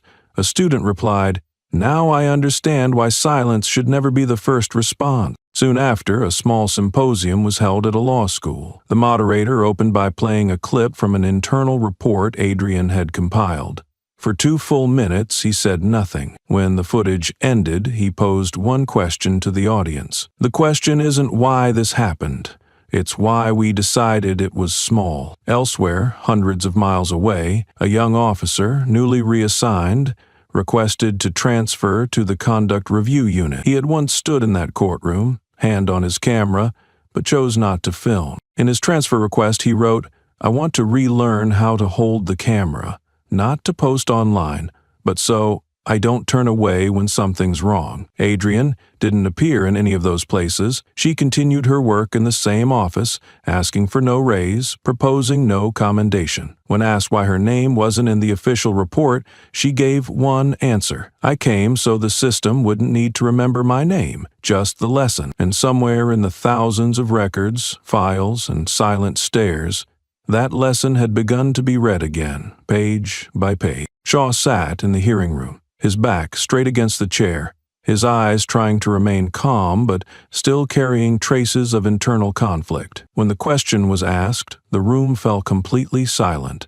No pen clicks, no shuffling of papers, just the steady, deliberate voice of the coordinator. He didn't blame pressure, didn't cite rank. He simply said what he had always thought, that he saw it, stayed silent, and didn't think it needed to be stopped. The air after that response seemed to freeze. In the eyes of those watching, it wasn't a confession, it was clear evidence of something deeper, that abuse of power no longer startled those inside the system. There were no outbursts, no objections. Only sharpened glances noted down the first line of the official record. Witness-confirmed coercive conduct occurred with no internal response. A senior member of the panel asked next, "Have you ever heard unofficial directives on handling black women in court?" Shaw nodded, this time without hesitation. "I heard the phrase, 'They lose control easily, so be firm from the start.'" The sentence echoed without being paraphrased, without being softened. And for the first time that day, no one dared to look directly at the speaker. not because he was a villain, but because what he said had long been normalized across departments. Adrienne sat at the end of the table, taking no notes. She had heard too many denials during the past 3 weeks of investigation and more than a few rationalizations for apathy. But Shaw's words carried a different weight, not because they were shocking, but because they were said with calm detachment, a kind of admission without remorse, because it had never been considered wrong. After the hearing, the transcript was sent to the Federal Personnel Oversight Unit. The head of the Behavioral Review Task Force wrote a single line of commentary. The level of internal desensitization exceeds acceptable thresholds. The sentence carried no legal weight, but it was the heaviest conclusion in the entire disciplinary process. It signaled that the problem was no longer individual actions, it was a whole mechanism that had allowed misconduct to persist as if it never needed correction. That evening, Adrienne returned to the office before all the lights went out. She paused at the badge scanner, looking at her ID card, the right edge scratched. A small mark, but one that reminded her this job was not for those who simply wanted to pass through and retreat. Among the unread emails was a message from a colleague in another state. "I'm reopening one of our old coercion cases. Thank you for reminding us that standing tall doesn't require someone else to flip the switch first." She didn't reply immediately. She flagged the message as priority and resumed reviewing records of staff transfers following internal complaints. Most had no explanation attached. But as the data unfolded, she noticed a pattern. Many had been labeled lacking collaborative aptitude, a vague phrase, yet in this system, often enough to remove someone from positions of influence. Adrienne added a new item to her action plan. Review all unexplained personnel transfers from the past 4 years. As she typed the final keystroke, she paused briefly, then added a personal note. Don't measure by how many cases get reopened. Measure by how many people no longer get pushed out for telling the truth. She saved the file to the internal drive, naming it Shaw 12, not as punishment but as a reminder that a late admission is still better than silence forever. Shaw remained silent after that question. No one urged him to speak. Adrienne didn't repeat herself, but that lack of follow-up made the pause heavier than any formal indictment. Everyone in the internal affairs room felt it, not as immediate shame, but as a confrontation that had to happen, because that question wasn't just for Shaw. It rang out like a simple bell, not easily ignored by anyone who had ever chosen to stay still in the face of wrongdoing. Shaw straightened up, hands clasped together. He didn't try to defend himself, nor did he attempt to prove his past innocence. A man who once believed loyalty meant staying silent was now learning to acknowledge what should have been opposed. He lifted his head, not toward Adrienne, but toward the nameplate in front of him. There was no applause, no dramatic expression, but for those closely following the investigation, it marked a turning point, the first time an insider witness acknowledged his ethical boundaries without being forced to. After the hearing, Adrienne left the room without a word to Shaw. She knew that sometimes the goal wasn't to make someone bow their head, but to help them lift it at the right moment in the right way. Hours later, an internal note was updated. Witness Shaw. Cooperative. Confirmed sequence of alleged conduct. But beyond that procedural line, what lingered was a personal decision. Shaw sent an email requesting a temporary withdrawal from duty, stating simply, "I need time to relearn what's right from the beginning." Adrienne read the email near midnight, lit only by her computer screen and the soft hum of the ceiling fan. She didn't reply or add any comment to Shaw's file. Instead, she quietly closed the browser window and reopened a saved document titled Evasion Behavior File. With her left hand, she typed the final line, "When someone no longer justifies their silence, they don't need to be punished. They need to be placed on a new path." She hit save, then powered off the machine, allowing herself a rare moment of rest. The next morning, the Oversight Office processed a request to retrieve all internal ethics training records from Shaw's former unit. Adrian requested an analysis of training programs over the past 8 years, focusing on modules covering bias response and threshold conduct. A colleague asked, "Do you think one training session can change anything?" She replied, "Not to change, but to start asking questions. Because what stops people from speaking up isn't ignorance, it's that no one ever made them ask themselves, is this right?" In another state, a newly assigned officer sent Adrian an anonymous message. "I saw it. I wasn't brave enough to speak, but I saved the footage in a separate system. It came with no signature, no unit name, but Adrienne still flagged it as part of the new report list, not for legal value, but as a signal that a generation was beginning to understand that staying silent is a choice with consequences. That afternoon, while headlines about the investigation spread across the press, Adrienne remained in the conference room. She didn't appear on camera or accept interviews. Instead, she revised the main report, compiling all testimonies into one master document. At the top, she wrote a single line: "Justice doesn't come from forcing heads to bow. It comes from not allowing those bowed in shame to stay hidden." The file was sent to the Department of Justice, concluding the first phase of the investigation. But for Adrienne, it was a beginning. A point where those who once stayed silent were given a chance to answer one honest question. If the person dragged away today were someone you loved, what would you do? And if they couldn't answer yet, at least they'd no longer turn away so easily. The hearing room was full when the young female officer walked in, her hair neatly tied back, her face calm, but her eyes heavy with the weight of silence long held. In her hand was a printed photo, once erased from internal records, Hale gripping a black woman by the collar, his face cold and unmasked. That image, once hidden as if it never existed, returned not by subpoena, but by the dignity of someone unwilling to keep compromising. Her voice was steady. "I held this photo 6 years ago. I sent it anonymously, hoping someone else would act. But now I know no one will if I don't." Eyes fixed on her, she continued, "I was afraid of losing my job, of being sent away, of isolation. But more than anything, I feared the day I couldn't look in the mirror and believe I wore the badge for the right reason." When asked why she spoke out now, she replied, "Because for once, I believe someone will stand with me instead of stepping back." The room shifted. It was no longer just protocol. It was a reckoning. Across the room, officials silently took notes. No one objected. The photo was undeniable, and so was her voice, clear, unwavering, needing no sympathy, only acknowledgement. She handed the photo to Adrienne Rowe. "This used to have no place in the file. Now it does." Adrienne nodded, understanding this wasn't a leak, but a restoration of truth. That same day, Adrienne submitted a request to review all files removed in the past 6 years. When warned that many would be implicated, she answered, "I'm not here to protect people. I'm here to protect the truth." By evening, the story spread. Public focus shifted from a feud to a system-wide pattern. A headline read, "She's not afraid anymore, so why are we?" Adrienne made no public statement.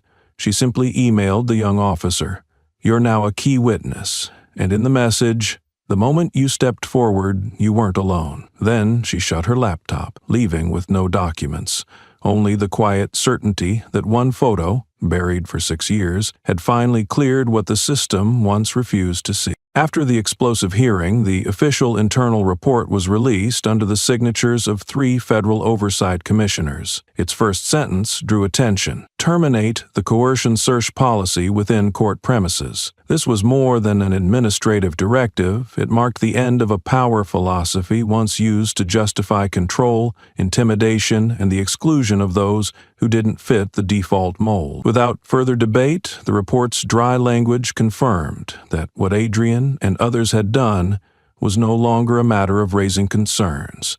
It had become a foundation for reform. At the Internal Conduct Oversight Office, copies of the new procedural order were sent to every local police department involved in the investigation. Below the termination clause was a new guideline: all acts of courtroom coercion must be documented. with an analysis of intervention reasons and may not occur without judicial approval. Step by step, the quiet mechanisms that legitimized abusive force were being dismantled. No one could claim a professional reflex to justify degrading another. What once occurred in the shadows was now exposed, not to punish individuals, but to show the system how far it had veered off course. Adrienne did not attend the announcement. She stayed at her desk, reviewing the Alma Trenton file. Among the remaining documents were handwritten notes from years ago, marking suspicious interventions by local political figures. She didn't call it an investigation, nor a pursuit. To Adrienne, it was simply finishing what had been left undone, because justice cannot operate on a foundation of forgotten memories. That afternoon, a group of new law students arrived to tour the case processing system. They didn't know the woman meticulously reviewing files before them had shaken an entire local police structure for months. One student quietly approached and asked, "Are you Adrienne Rowe?" She paused, looked up, and nodded. The young man murmured, "I'm studying human rights law. Your story came up in class." She didn't respond, only nodded again, as if acknowledging it without needing to say more. That evening, a high-level internal meeting was held online with representatives from states that had previously implemented expanded coercive policies. Over 3 hours, nearly 100 case files were ordered for reassessment under the new rules. A representative from the South admitted, "We used to pride ourselves on courthouse security. Now, we have to admit that safety sometimes meant the silence of those never given a choice." For the first time, such words entered the official record. Direct, unguarded, and without qualifiers. Adrienne did not join the session. While others debated, revised, and rephrased policy, she quietly submitted the final statement from a young female officer to the secure archive. She didn't need her name on the reforms. For Adrienne, the greatest value of action was not being recognized, but in ensuring it lived on, compelling others to keep doing what's right, even after the lights were off. That night, on her way home, she walked past the old housing block where cameras were once disabled under the excuse of system maintenance. A group of teens gathered near the basketball court, playing a quiet recording from the latest hearing. No one narrated, no one explained, they just listened, as if trying to memorize a tone long absent from the justice system, the tone of someone telling the truth and standing firm in a place where truth had no precedent. The intern had curly, unruly hair and a slight tremor in his hand as he took notes. He didn't represent anyone, nor did he have special access, but his determined gaze made Adrienne pause just a moment before answering his question. "I want a copy of the clip to understand better, not to share, but to learn what makes someone stand so firm," he said. Adrienne didn't respond immediately. She looked at the internal information board, once plastered with warnings about security and professional responsibility. After a brief silence, she replied simply, "I want that clip shown in law ethics classes, not on social media." That decision wasn't a refusal, it was a clear boundary between education and spectacle. For Adrienne, the clip was not a tool to provoke outrage or gain shares. It was material for awakening, and so it had to be placed where it could inspire questions rather than anger. Weeks later, at a suburban law school, the video was played in an afternoon class in a small room with soft yellow lighting. Students didn't look away from the screen. No one took out their phones to record. The professor said just one sentence before pressing play. "Let's see what happens when the most wronged person is also the one who keeps their dignity." After class, many students wrote reflections. Some admitted they never thought police could do such things during a trial. Others confessed they had once believed removals were justified if the person caused disruptions. But for the first time, they saw pain that needed no shouting and understood that laws shouldn't be written based on who is deserving of bad treatment. One female student emailed Adrienne, writing, "I've never seen a woman who didn't fight for victory, yet silenced an entire class." Adrienne received a summary from the school. Most students supported adding the video to the mandatory curriculum. Some proposed follow-up sessions analyzing the psychology behind the abuse of power. Others requested to meet the woman in the clip to ask questions directly. Adrienne only agreed to the first proposal. She declined all invitations for interviews or meetings. "I'm not the subject of this lesson," she told the lead professor. "The situation is what they need to understand." Meanwhile, the investigation expanded to states that had used similar enforcement models. Years of piled-up files began to be reviewed. An internal newsletter featured a small article titled, "One Clip, One Class, and an Irreversible Perspective," written by a senior intern who had requested the original video. It read, "It's not because she spoke out that I changed, but because she stayed silent when everyone else wanted to react. That made me rethink how law should be taught from the ground up." At the federal courthouse where Adrienne worked, some colleagues suggested holding a forum for her to recount the case. She refused. But when invited to speak at a new cadet oath ceremony, she simply walked on stage, looked at the rows below, and said, "When you face something wrong and don't know what to do, don't think about courage.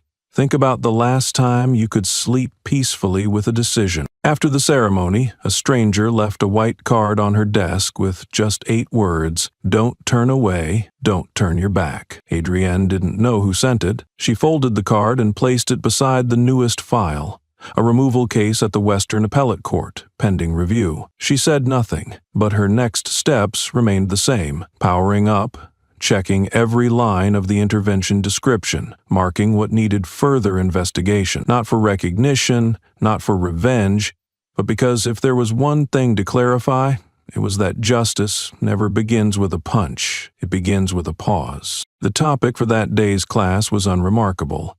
The slide's title read simply, "Not All Victims Scream." But as the clip played, the silence in the room thickened instantly. Frames showed Adrienne being pulled from her courtroom seat, wrists twisted, her gaze neither panicked nor evasive. Students used to images of victims yelling or resisting finally realized there was a kind of reaction that caused no uproar but shook the whole system. When she pulled out the badge, the camera trembled from the jolt. The instructor paused the video. The screen's light cast across young students' faces.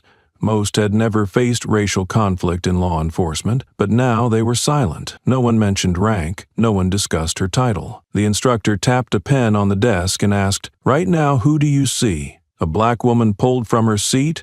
Or an agent waiting for your mistake?" It wasn't a question that needed answering. It forced each student to face their own bias, the gut reaction they might not want to admit. Some leaned forward, others scribbled notes. One student whispered, "What am I seeing?" A girl beside him, eyes red, said softly, "I used to think quick reactions meant doing right. Now, I'm not sure." That class turned the video into more than just material.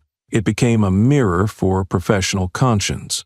In their final papers, many wrote they'd never ignore silence during enforcement again. Some called for curriculum changes. One quoted Adrienne, "Justice doesn't start with power. It starts with how we respond to the abuse of power." The dean called Adrienne that weekend, not for praise or press, just to say, "You didn't teach the class, but you gave them their first real lesson." She wrote it down in her journal, not for recognition, but to reflect. On the first page was a note. To change the system, start with those still learning how to join it. Adrienne's name isn't on the courthouse honor board, but the clip is now used in training with the prompt. When law and ethics diverge, which will you choose? Advisors proposed it guide abuse reporting reforms, stressing silence should never equal consent. In one session, Adrienne asked interns, "If you saw a colleague grab a woman by the collar in court, what would you do?" One student replied, "I'd intervene, but I need to learn how to do that without losing my job." She nodded, not because he was right, but because he admitted fear without hiding it. "We don't need perfect people," she said. "We need brave ones who know when to correct themselves." It wasn't in the textbook, but it became the most quoted line. Months later, the clip still circulated in quiet training rooms. No one asked Adrienne what she wanted. She never spoke of credit. But when asked about the video, she said only, "If you watched to see what I did, you missed the point. Watch to remember what you'll do when it's your turn." The note pinned on Adrienne's office board was simple and unassuming. "Thank you for not turning away." It had no signature or extra remarks, but everyone who entered knew it came from law students who had written after the first class, where the courtroom clip was shown. They called her the one who made justice heard without a microphone. In the days following, more students came by her office. Some just to see the woman who stood steady amid turmoil, others to leave quiet notes slipped under the door when it was closed. Adrienne never responded directly, but she kept every message carefully pinned, as if preserving proof of the silent justice she had chosen to pursue. A week later, at a judicial reform conference, Adrienne declined an invitation to speak, but asked that the clip be shown instead. "Let people see themselves in it," she said. After the screening, no one left without quietly reconsidering their role in witnessing injustice and wrongdoing. The conference led to calls for reform, with discussions shifting from professional reactions to ethical reflexes. An elder professor observed, "We teach law enforcement how to enforce laws, but forget to teach them how to listen to those harmed by those laws." He emphasized that real change begins the moment someone chooses to stand firm rather than step back. On her way home, Adrienne read an article praising the clip's influence on law students nationwide. She stopped at a bookstore, bought a new journal, and wrote on the first page, "Justice isn't a reaction to wrongdoing. It's what makes people afraid to repeat it." At the academy where a statue proposal was raised, Adrienne's official response was clear. "I do not want those who were dragged out later to stand before a statue." The refusal puzzled the committee. They couldn't understand why a commemorative gesture was turned down. But to Adrienne, justice wasn't something to be cast in metal, admired, then forgotten. When asked what she wished to leave behind, she answered plainly, "Keep the seat I used in the main meeting room. Don't change the number, don't add a plaque, just let it stay an ordinary chair." The request wasn't made formally nor written down, but the Academy understood it wasn't about recognition, but remembrance. That chair wasn't a symbol of power. It was where a woman once sat, listened, and then stood up when wrongdoing was being justified. And that choice forced the system to confront itself. Over time, the chair became a quiet pause during student orientations. There was no sign, no label, but instructors would point and say, "The person who sat here showed why law should be a choice, not a reflex." That one line stayed with many, shaping how they saw their future role in justice. A year later, at a reform summit, a young scholar ended his talk with, "That seat belonged to someone who made us question how many rules are just habits of submission." The line was widely quoted, not to honor Adrienne, but to echo her belief that change begins with those who refuse to bow quietly again. Elsewhere, graduates held a talk called Lessons from the Empty Chair. They spoke of the moment they realized silence can be complicity. Few mentioned Adrienne by name, but all recalled her quiet resistance, choosing action over tribute. In the fall bulletin, a small note read, "Seat 28 in the main room remains unchanged, per the informal request of a former member," as a reminder that some ordinary things are worth preserving. Adrienne never left a final message.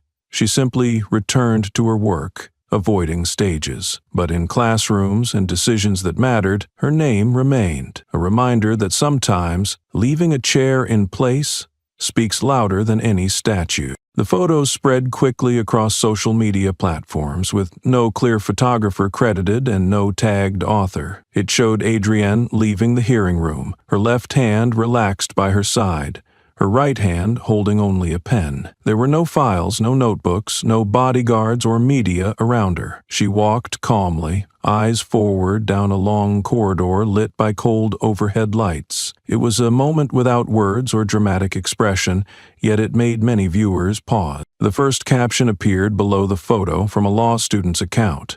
"She's not angry, but everyone slows down when she walks by." The sentence had no emojis or hashtags, but was shared thousands of times. Within a week, the photo became a symbol of a different kind of power, the power of calmness, the ability to make others reflect without a single rebuke. In the hallway where the photo was taken, a janitor later shared in an interview, "I was mopping the floor when she walked past silently, nodding lightly before moving on. I didn't think much then, but after seeing the photo, I understood why no one dared speak loudly that day." His story didn't add drama, but highlighted the atmosphere Adrian's presence created, silence that didn't soothe, but forced people to look inward. On a law faculty online forum, a discussion arose titled "The Power of the Pen in a Noisy World." They analyzed how Adrian didn't silence others by voice, but used calm to make noise unnecessary. A veteran professor wrote,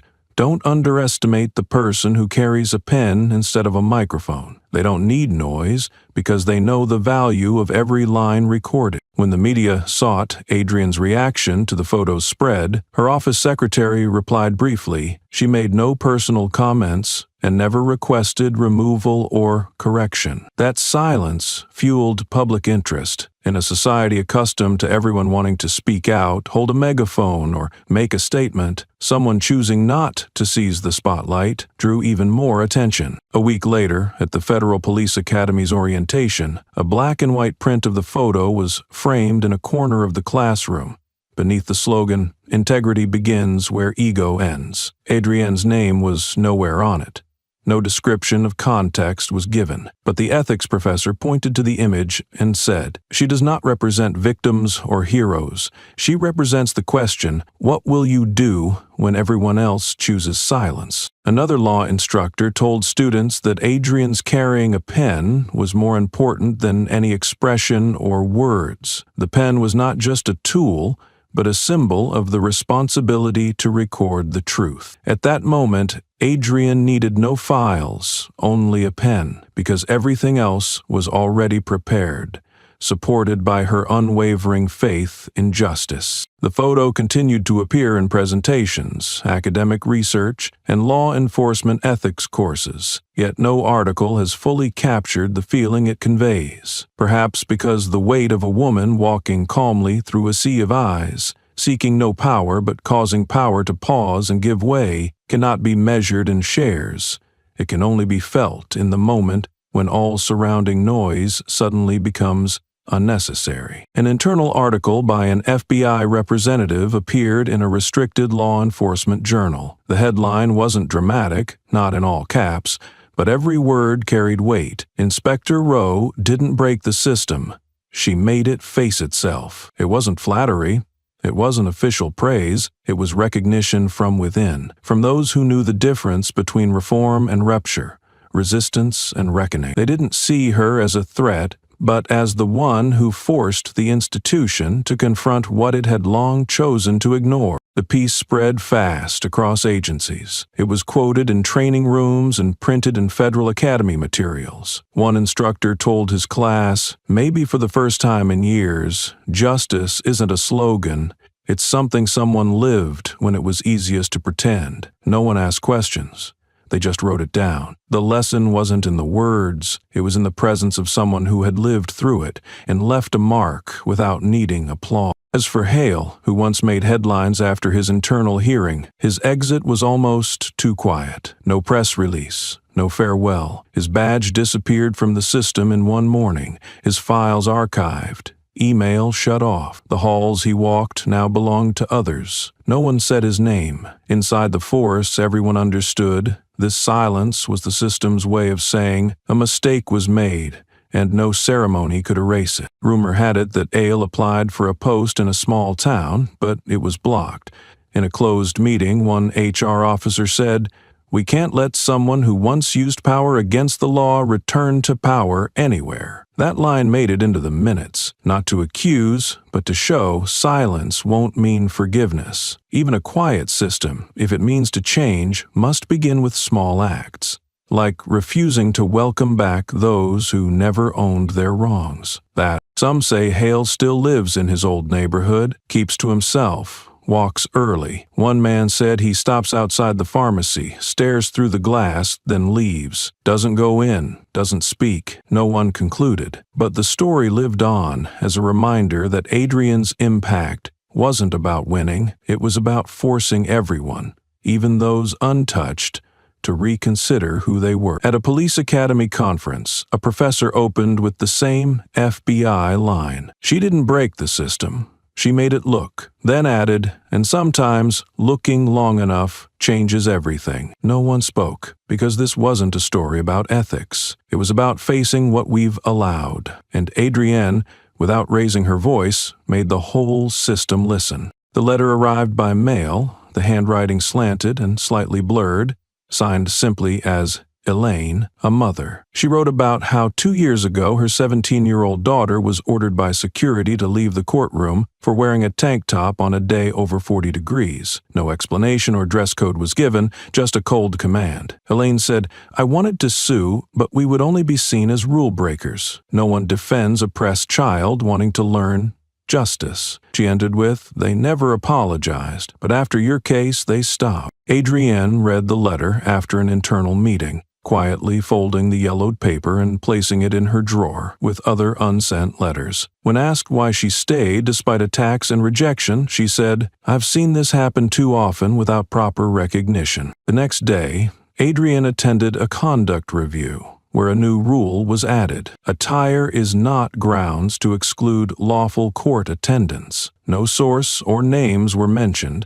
but Adrienne knew every change needs a start, sometimes from someone writing down what was once invisible. That week, a judicial assistant showed Adrienne the Academy handbook, quoting, "We don't change laws because the strong demand it. We change them because the weak dared to say the system was wrong." Adrienne neither confirmed nor denied who wrote it, believing the message mattered more than the author. When a former journalist invited Adrienne for an interview, she declined, saying sensational headlines would dilute the real lesson, justice's quiet, ongoing struggle. She stayed at her desk, marking an old case resolved, adding to her journal, "Today, another girl learned justice without changing her clothes." At a tense meeting, a senior officer who once opposed reopening the case finally said, "Thank you for keeping your composure." Adrienne looked at him, not with agreement or denial.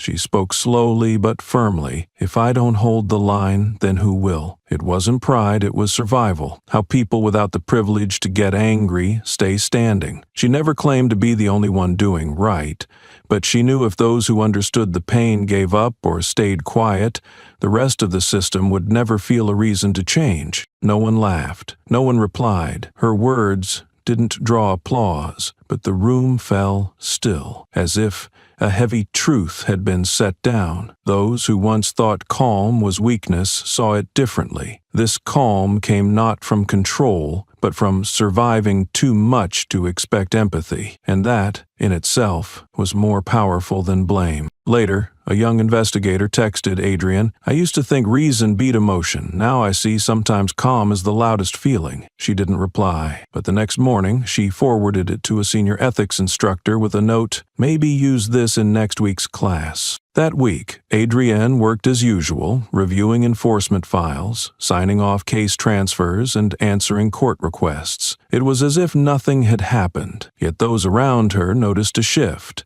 Fewer interruptions in meetings, quieter hallways, younger officers now choosing their words more carefully, their posture more thoughtful. On Friday, a former senior inspector stopped by her office. "I used to think you liked to make things big," he said. She stayed silent. "Now I think maybe I was the one who made them small by refusing to name them," Adrienne said. Nothing, just gave a small nod, letting him leave with that. To her, calm was never about giving in. It was a choice to protect the truth from being drowned in noise. And in a system built on commands, someone who stands still in silence can shake it more than orders ever could. While many federal agencies launched media campaigns praising individuals who sparked change, Adrienne Rowe's name appeared in nearly all recognition proposals. Some suggested naming a law scholarship after her. Others wanted to include her in a security reform spotlight. Yet, when asked officially, Adrienne sent a brief reply through her secretary. "I do not want my name used to repaint the surface of a system whose core remains broken." She avoided the press, declined seminars, and refused photo ops.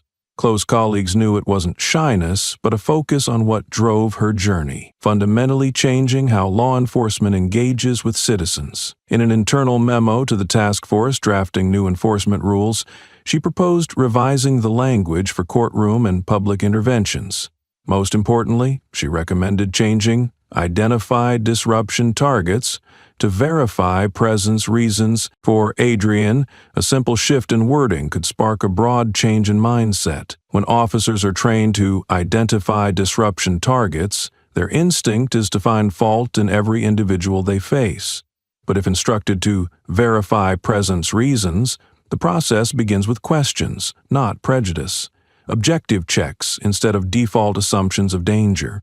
At the initial revision meeting, some argued that words alone don't change behavior. Adrian didn't argue back. She gave one example. People don't change because they're ordered. They change when questions force them to rethink. The new draft was then sent to the Department of Justice for review. Command language gradually softened. Technical notes on enforcement were replaced by more neutral, empathetic phrasing. Still, Adrian forbade any mention of her name among the drafters. In her final email, she requested only one line remain unchanged in the preamble. Enforcement cannot be reflexive, it must be a controlled choice, and must have legitimate cause before action. At her workplace on the 3rd floor, former colleagues noted that since the incident, many recruits had begun reading their manuals carefully instead of memorizing lectures. Some rewrote guidelines in their own words for clarity. Others used Adrian's case in group discussions. A small group of interns proposed weekly debate sessions, using wrongful cases as examples to question procedures. Adrian didn't attend those sessions. She didn't have to. What mattered had happened. The system, slowly but surely, was relearning to engage justice not through orders but through questions. And if a phrase could start that, she would keep proposing changes, not with speeches, but through careful instructions, quiet amendments, and silent requests to write it right. Because she understood change doesn't come from awards, but from language restored to its true purpose, to guide, not to suppress. The chair where Adrienne had been pulled away 6 months earlier remained in place, untouched, as if nothing had happened. There was no nameplate, no sign to recall the past. It was just a regular chair near the center aisle of the courtroom, in the section typically reserved for individuals involved in a case. Among hundreds of identical seats, no one purposely chose it, but no one saw a reason to remove it either. On a quiet morning in early April, a young intern from the court observation program stepped into the courtroom for the first time. She was a black girl with neatly tied curls, wearing a white shirt and worn-out shoes, quietly scanning the room as it began to fill. There were no clear instructions, no one to point the way, yet with a kind of instinct, she walked directly to the chair where Adrian had once been forcibly removed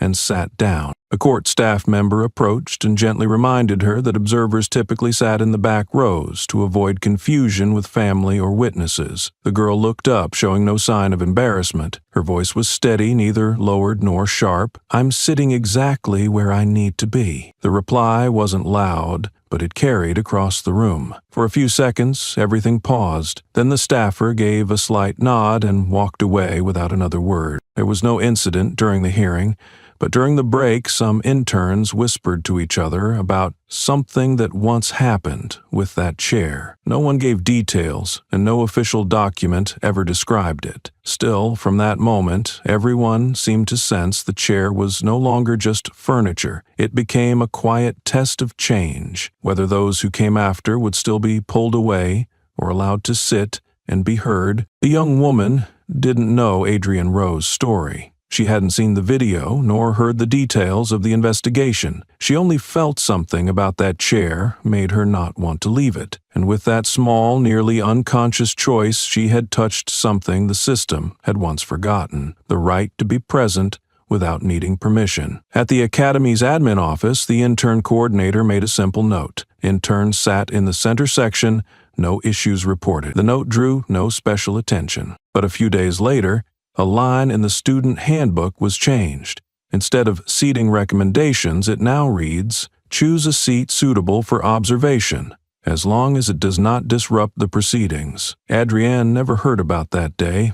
She wasn't at the courthouse and didn't check the intern assignment schedule. But later, when a colleague casually mentioned the story, she just smiled, not with pride or emotion, but with quiet calm, as if she had always believed that what is right would continue as long as someone kept it in its place. The chair never became a symbol. It wasn't painted or numbered, but from that day on, those who chose to sit would no longer be pulled away, and those who gave reminders began to speak differently. Not "you should" or "you must," but "do you need any help?" And sometimes, to see where it all began, you only have to look back at a chair that once witnessed a very small refusal, one that was enough to make the system stop. The story ended on a quiet afternoon, no fanfare, no camera lights. Adrienne Rowe left headquarters as she had appeared, calmly, needing no witnesses or farewell. While everyone was busy with their daily tasks, she left a single note on her desk that read, "Don't choose silence just because someone has no name." No lengthy message, no warning sign, but its simplicity made the message unforgettable. Later, a young staff member found the note while cleaning. Instead of tossing it into recycling, she pinned it on the main hallway bulletin board. Usually filled with dry administrative papers, this note began to draw attention. No one was told to read it, but from interns to seasoned staff, everyone paused briefly before it. The words weren't aimed at anyone in particular, but at all who had witnessed wrongdoing and didn't know what to do. Since then, no one laughed off or ignored anyone called by the wrong name in court, whether an immigrant woman with an unfamiliar surname, a young man without a title, or a quiet single mother sitting in the back row. They all were heard. Adrienne's silent presence changed what it meant to be worthy of being heard. It wasn't about having the loudest voice, but about standing tall even when no one calls your name right. Adrienne's story is not a harsh indictment or a loud campaign for justice. It's a chain of quiet, steady choices with lasting impact. She never appeared in the media,